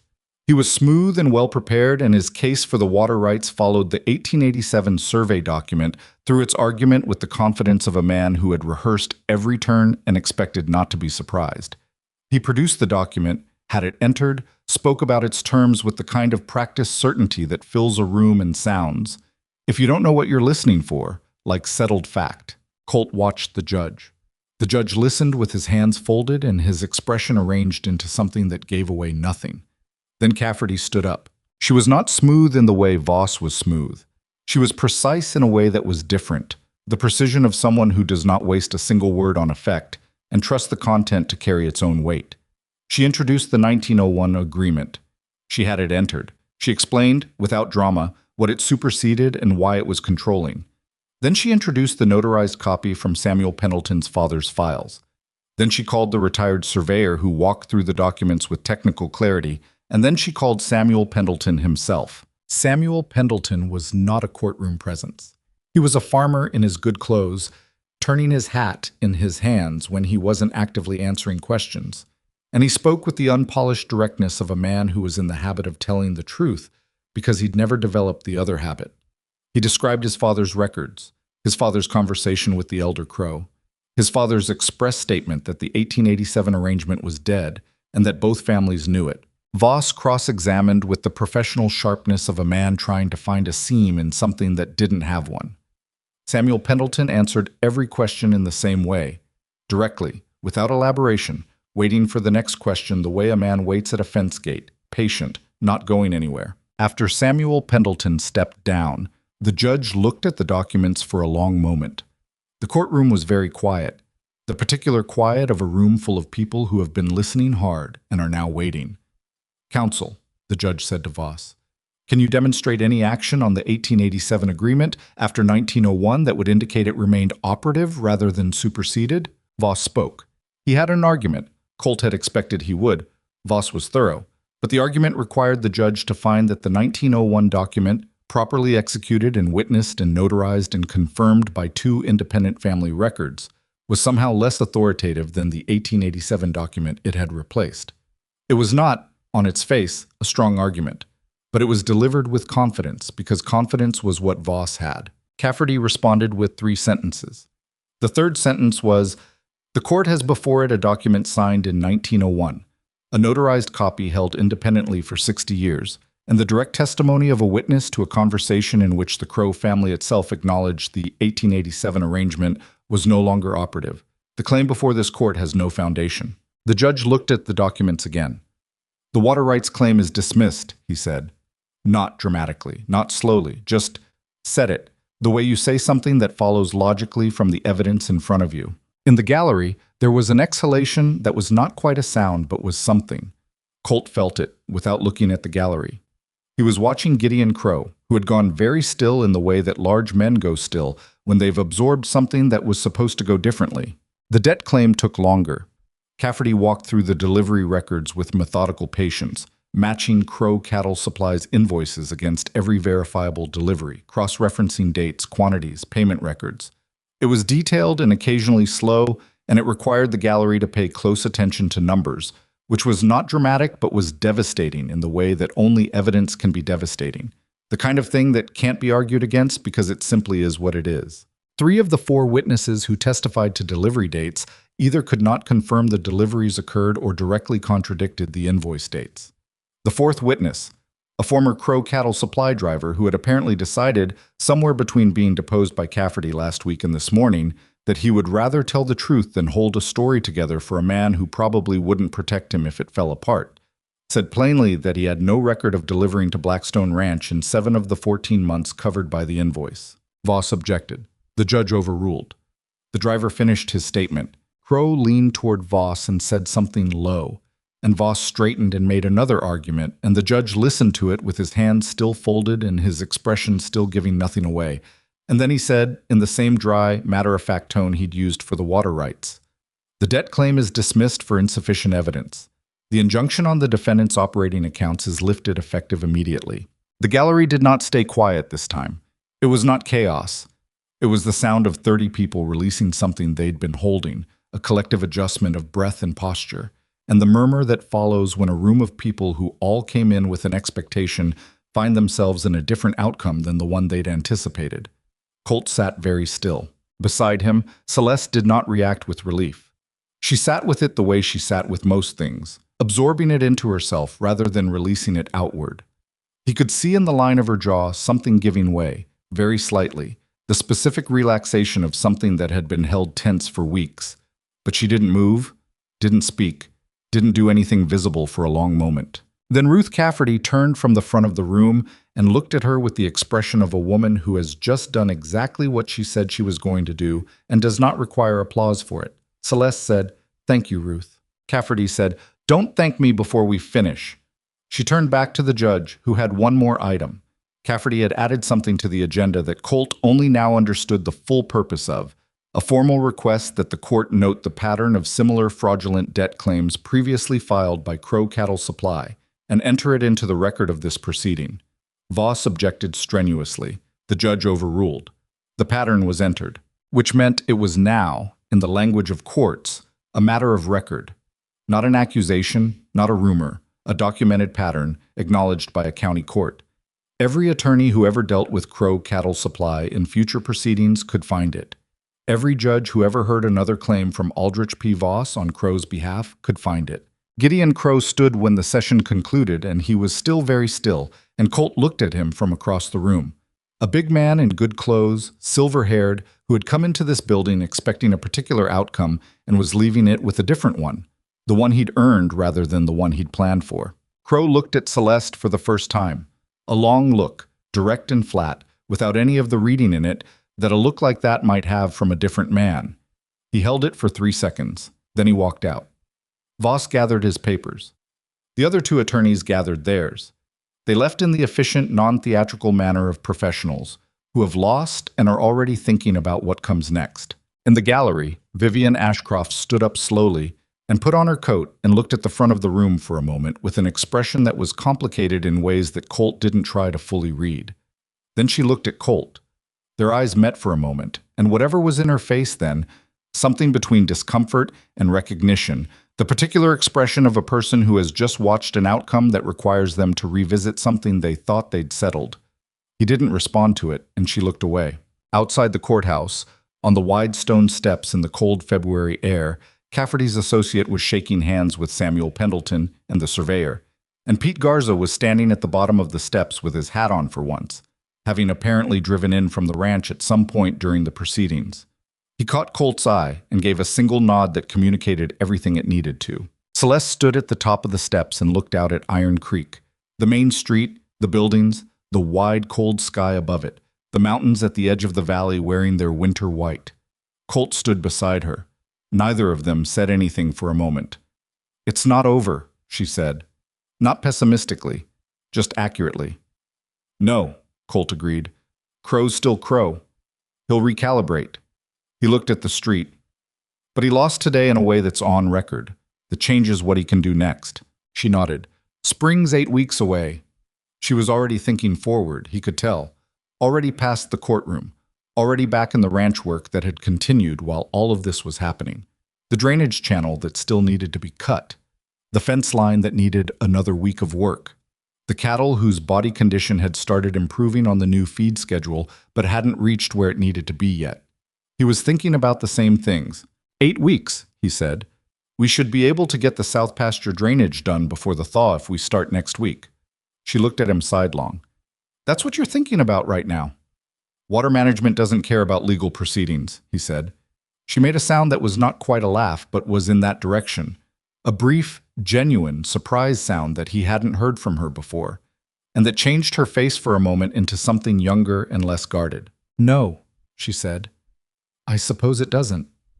They went down the steps together, and Pete Garza was at the bottom, and Danny Webb had apparently also come in from the ranch because he was standing beside the wagon with Torres, and the look on his face was the look of a young man who had wagered something on an uncertain outcome and was still processing that it had come in. "We good?" Danny asked. "We're good," Celeste said. Danny looked at Torres. Torres looked at his boots. Then Torres looked up and said, in the tone of a man who has been economical with words for so long that each one carries extra weight, "Good."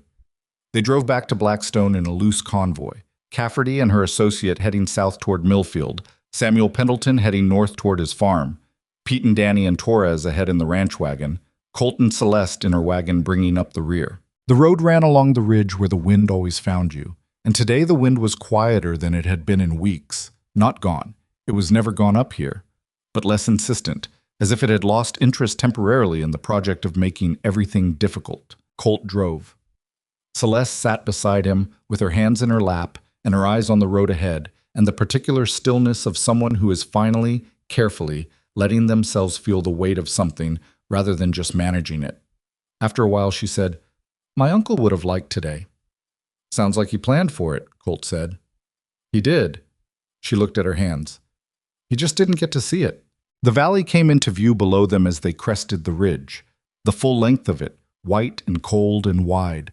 The creek running along the western edge of Blackstone's property, visible as a dark line against the snow, moving the way it had moved since before the 1887 document, and before the 1901 document, and before any of the people currently alive had been alive to dispute it. The water ran where it had always run.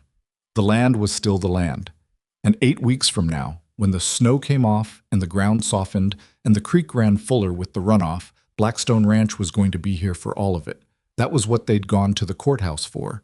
That was what they'd won. Colt turned the wagon down off the ridge road and onto the valley track, and the familiar shapes of the ranch came into view ahead.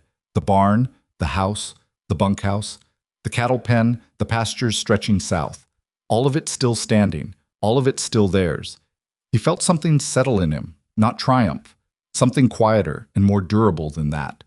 The feeling of a man who has done what needed doing and can now go back to the work. He pulled the wagon through the gate and stopped in the yard. It was the middle of the afternoon. There were still 4 hours of working light left. He got down from the wagon, handed Celeste the reins, and reached for his gloves. "South pasture," he said. "I want to look at that drainage channel before dark." Celeste sat in the wagon for a moment, looking at him. Then she climbed down herself and pulled on her own gloves and fell into step beside him. They walked toward the south pasture, and behind them the gate swung in the wind, and the ranch sat in the cold afternoon light exactly as it had sat every day of this hard winter. Imperfect, ongoing, demanding, and still standing. The drainage channel took 11 days. Not because it was technically difficult. Colt had laid out the plan weeks before the hearing, had the measurements right, knew exactly where the cut needed to run, and at what angle to direct the spring melt toward the creek bed, rather than letting it pool in the south pasture. It took 11 days because the ground was still hard in places and softening in others, and you couldn't predict from one morning to the next which section would cooperate and which would fight you. And there were 3 days in the middle of the work when the temperature dropped back hard, and they had to stop entirely and wait it out. He didn't mind the waiting as much as he once would have. That surprised him a little. Pete and Danny and Torres worked the channel with him while Celeste managed the supply arrangements and the accounts. The injunction had lifted the day of the hearing, as the judge had ordered, and the first thing she'd done the following morning was drive to the bank in Iron Creek and pay every hand what they were owed, in full, with the 2 weeks of frozen account delay accounted for in a separate envelope that she handed to each man without comment. Pete Garza had looked at his envelope and then looked at her and said, "You didn't have to do the extra." And Celeste had said, "I froze up on you. That cost you. This squares it." Pete had folded the envelope and put it in his chest pocket and gone back to work, which was about as close to gratitude as Pete Garza got, and it seemed to be exactly the right amount. The morning after the channel was finished, a Thursday, the sky doing something interesting in the east, the temperature not exactly warm but carrying the suggestion of eventual warmth. The way February sometimes does when it's getting tired of itself. Colt stood at the south end of the new channel and looked at it and felt the particular satisfaction that comes not from dramatic victory, but from solving a problem correctly. The channel ran clean and straight for 31 yards, properly graded, with a rock-set opening at the creek end that would hold in the first heavy runoff without washing out. It wasn't beautiful. It was functional. In Colt's experience, functional things that lasted were better than beautiful things that didn't. I was still looking at it when he heard the wagon coming down the track from the house. Celeste pulled up beside him and got down without being asked, which meant she had something to say that she'd decided needed to be said standing up. "Vivian Ashcroft came to the ranch this morning," she said. He looked at her. "To the ranch. Drove out herself. No appointment, no prior notice." Celeste was watching the channel, not him, her hands in her coat pockets. "She asked to speak to me privately. We sat in the kitchen." He waited. She apologized. Celeste said it flatly, without theater. For what she said to Maisie in the store. For what she said to you. She paused. She said it in a way that I believed. It wasn't comfortable for her. She didn't come out here because it was comfortable. She came because she'd decided she needed to. Colt stood with that for a moment.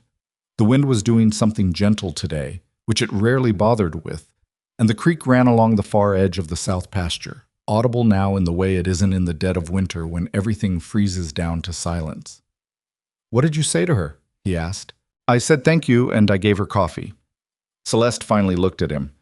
I told her the apology wasn't mine to accept, that she'd need to say it to you and to Maisie. A pause. She said she knew that. She said she was going to. I didn't say anything for a moment. He thought about the afternoon in Ashcroft's general store, which felt like a different season of his life, even though it was only a few months back. Maisie's hand dropping from the blue fabric. The sound Vivian Ashcroft's voice made when she'd said what she'd said. Loud, carrying, designed to land. The way the whole room had gone slightly wrong in that particular way rooms do when something unkind happens in them, that everyone hears and no one stops. She doesn't have to, he said. I know she doesn't have to. Celeste's voice was even. That's why it means something that she's going to. He nodded slowly. He didn't know exactly what he felt about it. Not forgiveness yet, not hardness either. Something more complicated than either of those. The feeling of a man who has been carrying something at a low level for months and has just been told he may be able to set it down, and isn't sure yet whether his arms remember how to do that. I'll talk to Maisie tonight, he said. They stood at the south pasture channel for another few minutes, looking at the thing they'd built, which would not be visible in spring once the grass came in, but would do its work regardless of whether anyone could see it doing it. That, Colt thought, was probably the best thing you could say about most worthwhile work. Vivian Ashcroft came to the school on a Friday afternoon. Colt knew she was going to. She'd sent word through the school teacher, a practical woman named Mrs. Olds, who taught all 8 grades in one room and had the organizational capacity of a field general and the patience of someone who had made peace with chaos. Mrs. Olds had told Colt privately, with the directness she brought to most things, that in her opinion Maisie was old enough to decide whether she wanted to hear what Vivian had to say, and that Colt should tell Maisie ahead of time so she wasn't surprised. He did. The night before, at the kitchen table, while Maisie was working on her ledger, she listened without interrupting, which she always did. Then she was quiet for a moment. Why is she doing it? Maisie asked. I think she looked at what happened at the hearing and understood something about how things work that she hadn't understood before. He paused. Or maybe she already understood it, and the hearing made it harder to ignore. Maisie thought about this. Mrs. Olds says some people are unkind because they're scared. Mrs. Olds is usually right about people. Do you think that's why Mrs. Ashcroft was unkind?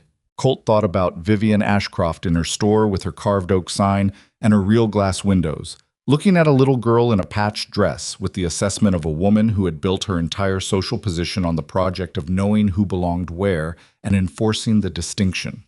He thought about what that kind of position requires, the constant maintenance of it, the vigilance, the need to make examples. Maybe partly, he said.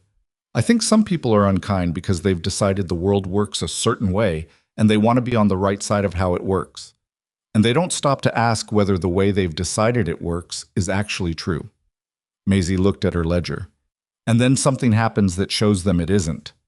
Sometimes, he said, not always, sometimes it just shows them they picked the wrong side. She was quiet for another moment. Then, I'll hear what she has to say. The conversation happened at the edge of the schoolyard after the other children had gone, Maisie standing with her coat buttoned and her books under one arm, Vivian Ashcroft standing in front of her in the good wool and the silver jewelry, which was what she always wore but which looked different outdoors, in the plain light, without the store around her. She looked smaller without the store. Not diminished, just more actual, more like a person and less like a position. Colt stood far enough away not to hear the specific words. He could see Vivian's face, which was working through something. The specific effort of saying a true and difficult thing to a child you've wronged, which is harder than saying it to an adult, because children don't give you the social scaffolding that adults give each other to make apologies easier. They just look at you, and you have to say what you mean without any help. Maisie listened. She didn't look at the ground. She looked at Vivian Ashcroft straight on, the way she looked at most things. The attention that felt from Colt's distance, like the closest thing to Ellen's attention he'd ever seen reproduced. After a while, Maisie said something. Vivian nodded. Maisie said something else. And then, this was the part Colt hadn't expected, the part that hit him somewhere he hadn't prepared. Maisie held out her hand. Not a child's uncertain gesture, a deliberate one. The handshake of a person who has decided that the transaction is complete and can be closed properly. Vivian Ashcroft took the hand and shook it, and on her face, for a moment, was something that had nothing performed about it at all. Colt looked away. The mountains at the end of the valley were doing something with the light that required his attention for a moment, and he gave it to them because some things deserve privacy even when they happen outdoors. Maisie came over to him after, didn't say anything immediately. They walked to the wagon together and he helped her up and climbed up himself and they started the ride home. After about 5 minutes, she said, "She cried a little. I know." "I didn't cry. I know that too." She adjusted her books on her lap. "I don't think I've forgiven her all the way yet," she said. "Is that wrong?" "No," Colt said. "Forgiveness isn't a door you open all at once. It's more like a window you open a little at a time when the weather's right." She thought about that.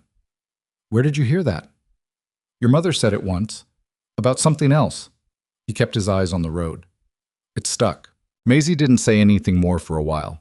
When they turned onto the home track, she said, "The blue dress still fits. I checked this morning." "Good," he said. "For a little while longer, anyway." She looked at the horizon with the pragmatic acceptance of a child who has accepted that bodies grow whether or not dresses keep up. "Maybe we can get more fabric before it doesn't." "We can get more fabric," he said. Spring arrived. The way it always arrives in this part of the country, not as a dramatic change, but as an accumulation of small relentings. The snow pulled back from the south-facing slopes first, then the valley floor, then the north sides where it always held longest, stubborn as old argument. The creek ran full and then fuller, carrying the winter off in a gray-brown rush, and the drainage channel in the south pasture did exactly what it was supposed to do. Directed the overflow cleanly toward the creek bed, kept the pasture surface firm, and stayed intact through the first heavy runoff without losing a single rock from the creek end lining. Colt walked it twice in the first week of thaw, the way a builder walks something they've built through its first real test, looking for failure points. He didn't find any. The cattle's body condition had improved through late winter on the adjusted feed schedule and the protein blocks from Millfield, and now with the first green showing in the south pasture, they moved with an energy they hadn't had in months. Pete Garza counted them every morning still. It had become habit, not out of fear anymore, but out of the professional diligence of a man who had been through a hard season and come out of it with stronger practices. The count was always right.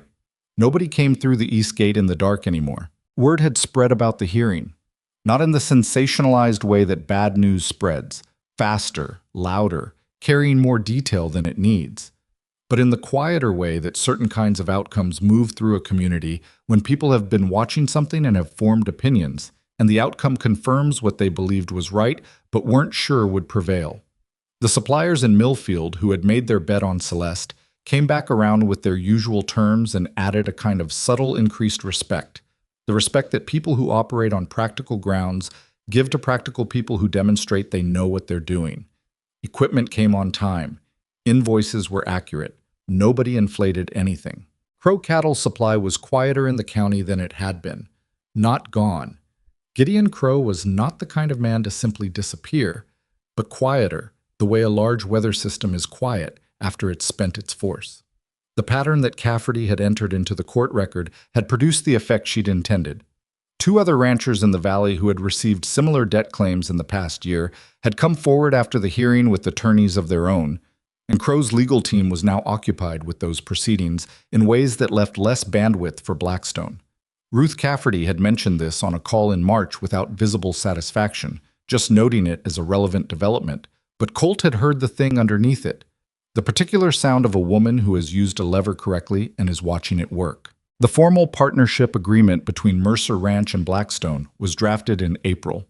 Cafferty handled the documentation, and it was straightforward in the way that honest agreements between people who trust each other are straightforward.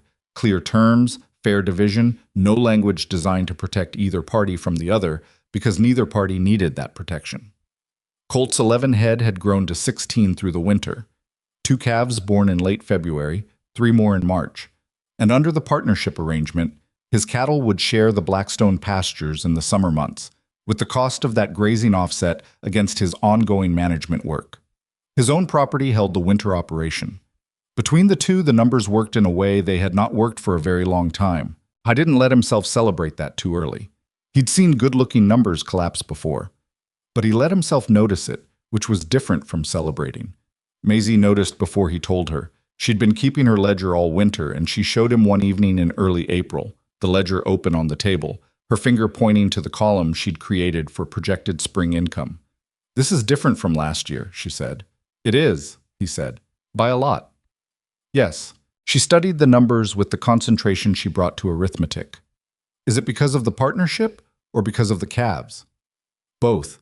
And the feed costs came down from the Millfield arrangement." She nodded, making a note in the margin that he couldn't quite read. "So we should keep the Millfield arrangement." "Plan to," he said. She closed the ledger. "Clara at school asked me if you and Miss Rowan are going to get married." He looked at his daughter with the particular alertness of a parent who has just been handed a question that requires careful navigation. "What did you tell her?" he asked. "I said I didn't know." She met his eyes directly, with the Ellen quality that still caught him sometimes. "Are you?" I was quiet for a moment.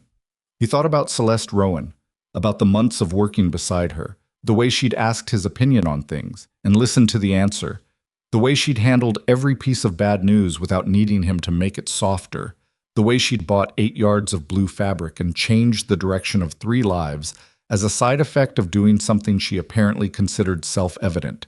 He thought about what it was to respect someone the way he respected her, the real kind, built from watching them operate under pressure rather than from what they said about themselves. "I don't know either," he said. And it was honest, not evasive, not withholding, just the truth of where things were. Some things grew at their own pace and didn't benefit from being rushed. Maisie accepted this. "I like her," she said, "in case that matters." "It matters," he said. She picked up her pencil and went back to the ledger. The town meeting about the valley's water management happened in early May, which was the month when the county's ranchers traditionally convened to discuss shared resources for the coming summer: creek levels, grazing rotation, the cooperative management of the things that belonged to everyone, and therefore required everyone's agreement to preserve. It was a functional, unromantic affair, held in the back room of the hotel that mostly served as a saloon, with folding chairs and poor ventilation and coffee that made Celeste's strong brew seem restrained by comparison. Colt had attended these meetings for 15 years. He had rarely spoken at them. This year was different. I wasn't sure exactly when it shifted. Maybe it had been building since the hearing, since the suppliers, since the general quiet redistribution of how people looked at him when he came into a room.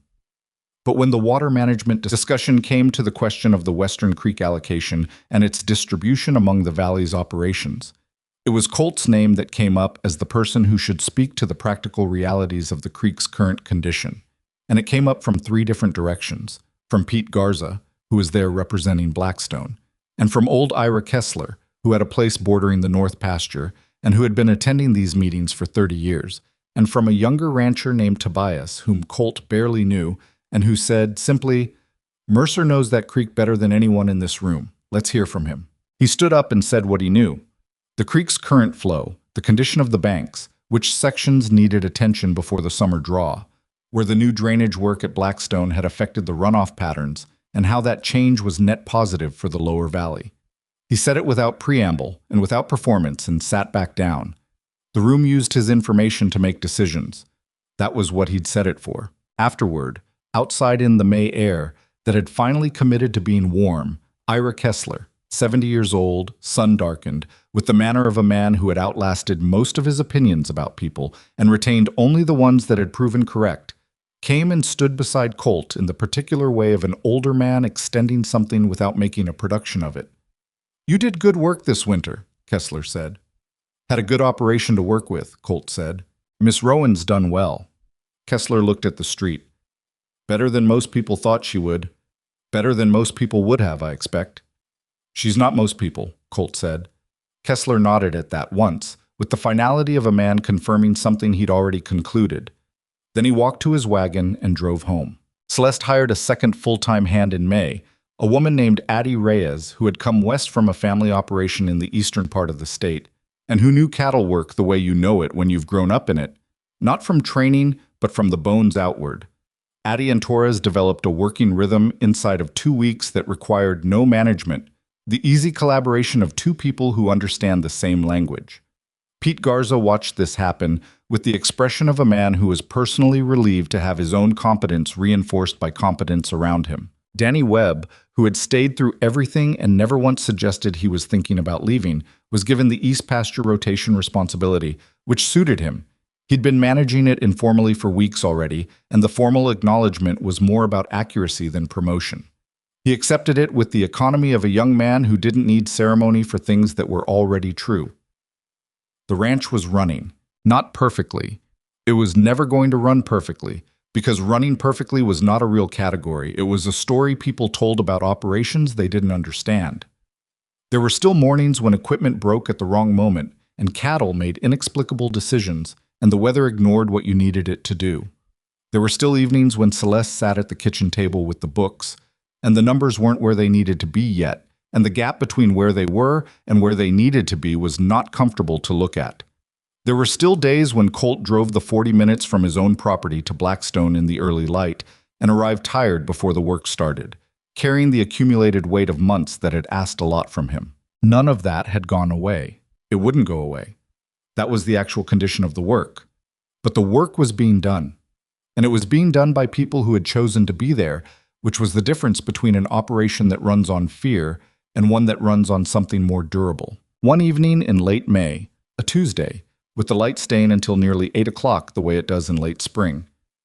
When the days finally remember how long they can be, Colt was finishing the last of a fence repair on the eastern boundary when he heard footsteps on the dry ground behind him and turned to find Maisie. She shouldn't have been here. She'd come on her own from the house, a mile across the home pasture on foot, which was not something they'd discussed. He opened his mouth. She held up a hand. "I know," she said. "I should have said I was coming, but I wanted to see the pasture." He looked at her. She was in the blue dress, the one that was now definitively too small, the hem above her knees, the shoulders pulling, worn anyway because it was warm and she loved it, and apparently the technicality of size had not yet become sufficient reason to retire it.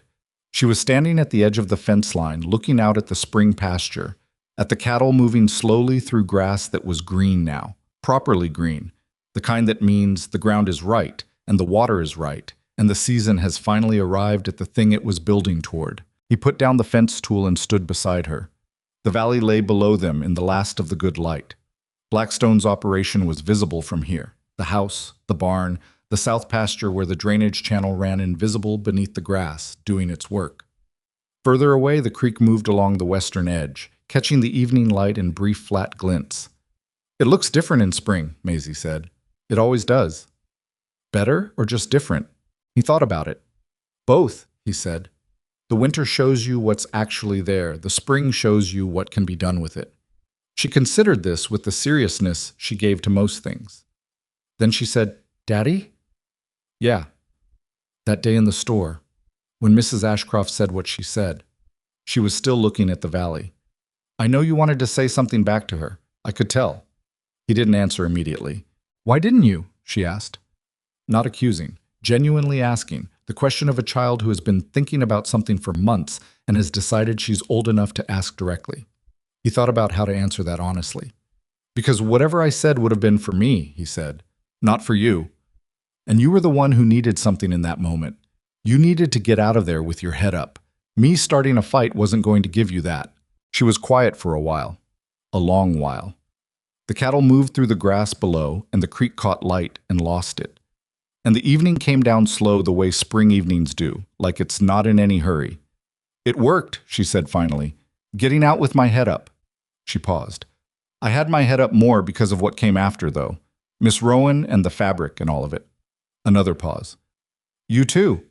He didn't say anything. He didn't need to. "I think," Maisie said slowly, working it out as she spoke, the way she did when something was genuinely new to her rather than already settled. "The reason it got better wasn't because we fought back. It was because we kept doing the right things, and then the right things added up."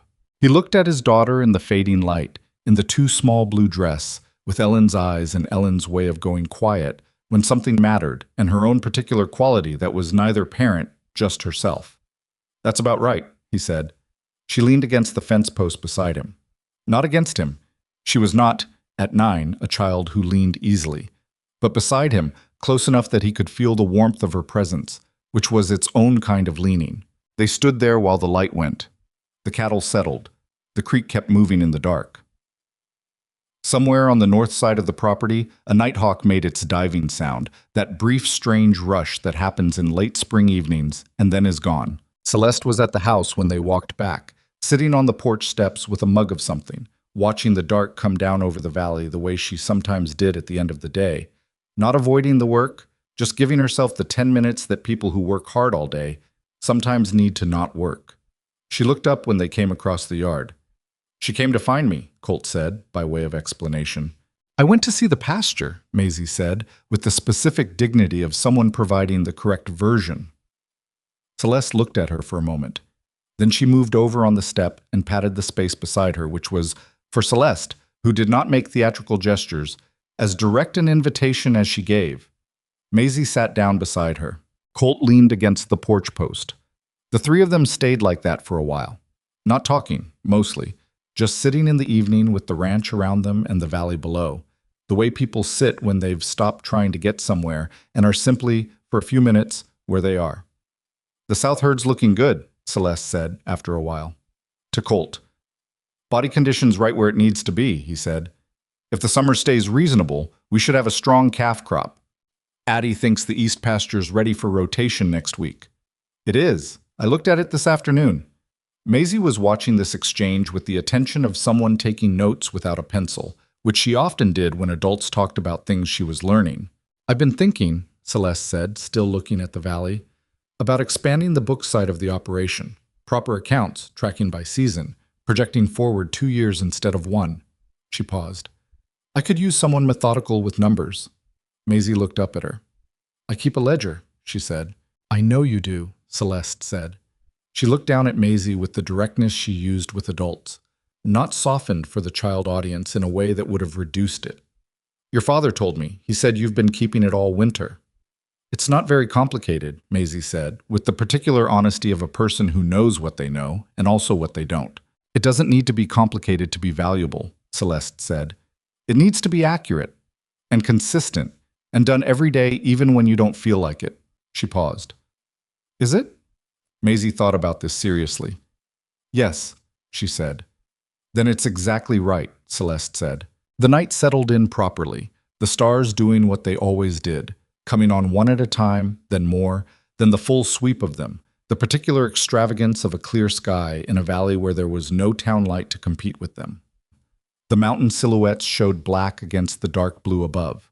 Colt looked at the sky and thought about the winter that had just finished, which was the hardest winter he'd had since Ellen died, and in some ways harder than that one, because grief is a private wound, and this winter had been a public fight, fought on ground he didn't own, for a person and a place he'd only just begun to know. He thought about what it had taken.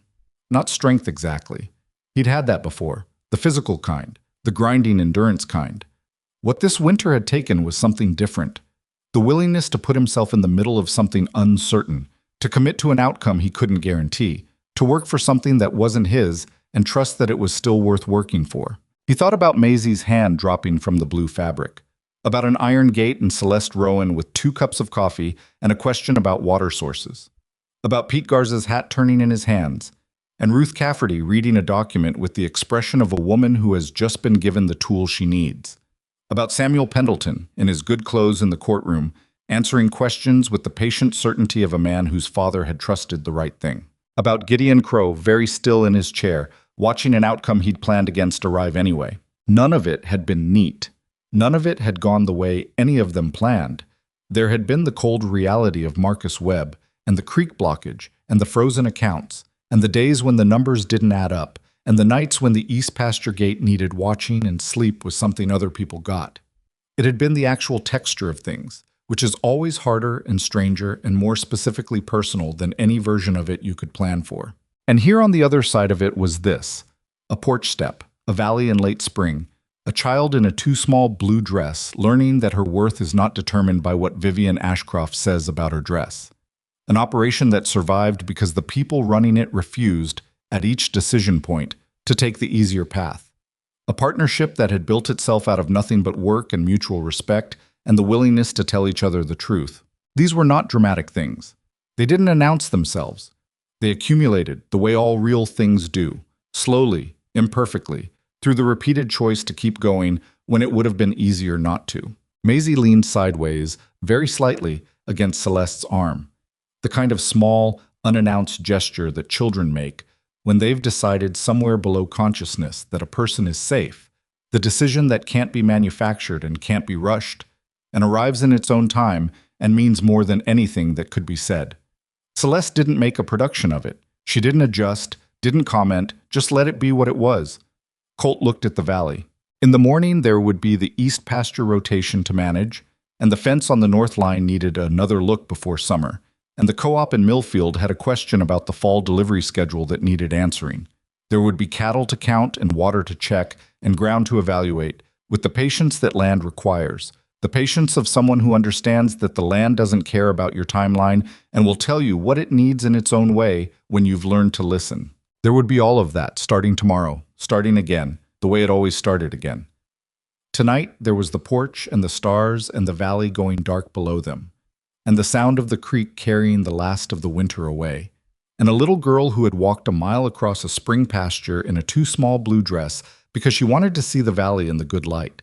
The valley that was still there, the creek still running where it had always run, the ranch built on integrity, which is to say built on the unglamorous daily work of refusing to do the wrong thing, even when the wrong thing would have been easier, built on it and still standing, coming into its first real spring. Colt Mercer had not set out to build anything when he'd driven into town that winter morning with Maisie on the wagon bench and 40 cents in his pocket and a need for blue fabric. He'd been trying to get through the winter, the way he'd been trying to get through every winter since Ellen died. The private and stubborn project of keeping things intact in a world that had no particular interest in helping him do it. What you set out to do and what you end up building are often entirely different things. The stars were fully out now, the whole sky opened up, and the nighthawk made its sound once more from somewhere in the dark pasture, and then it was gone, and the creek ran, and the valley held everything it held, the hard winter just behind, the long summer just ahead, and on a porch step in between, 3 people who had not known each other 6 months ago, sitting in the dark together, watching the same sky. It wasn't a perfect ending, it was a real one. That was better.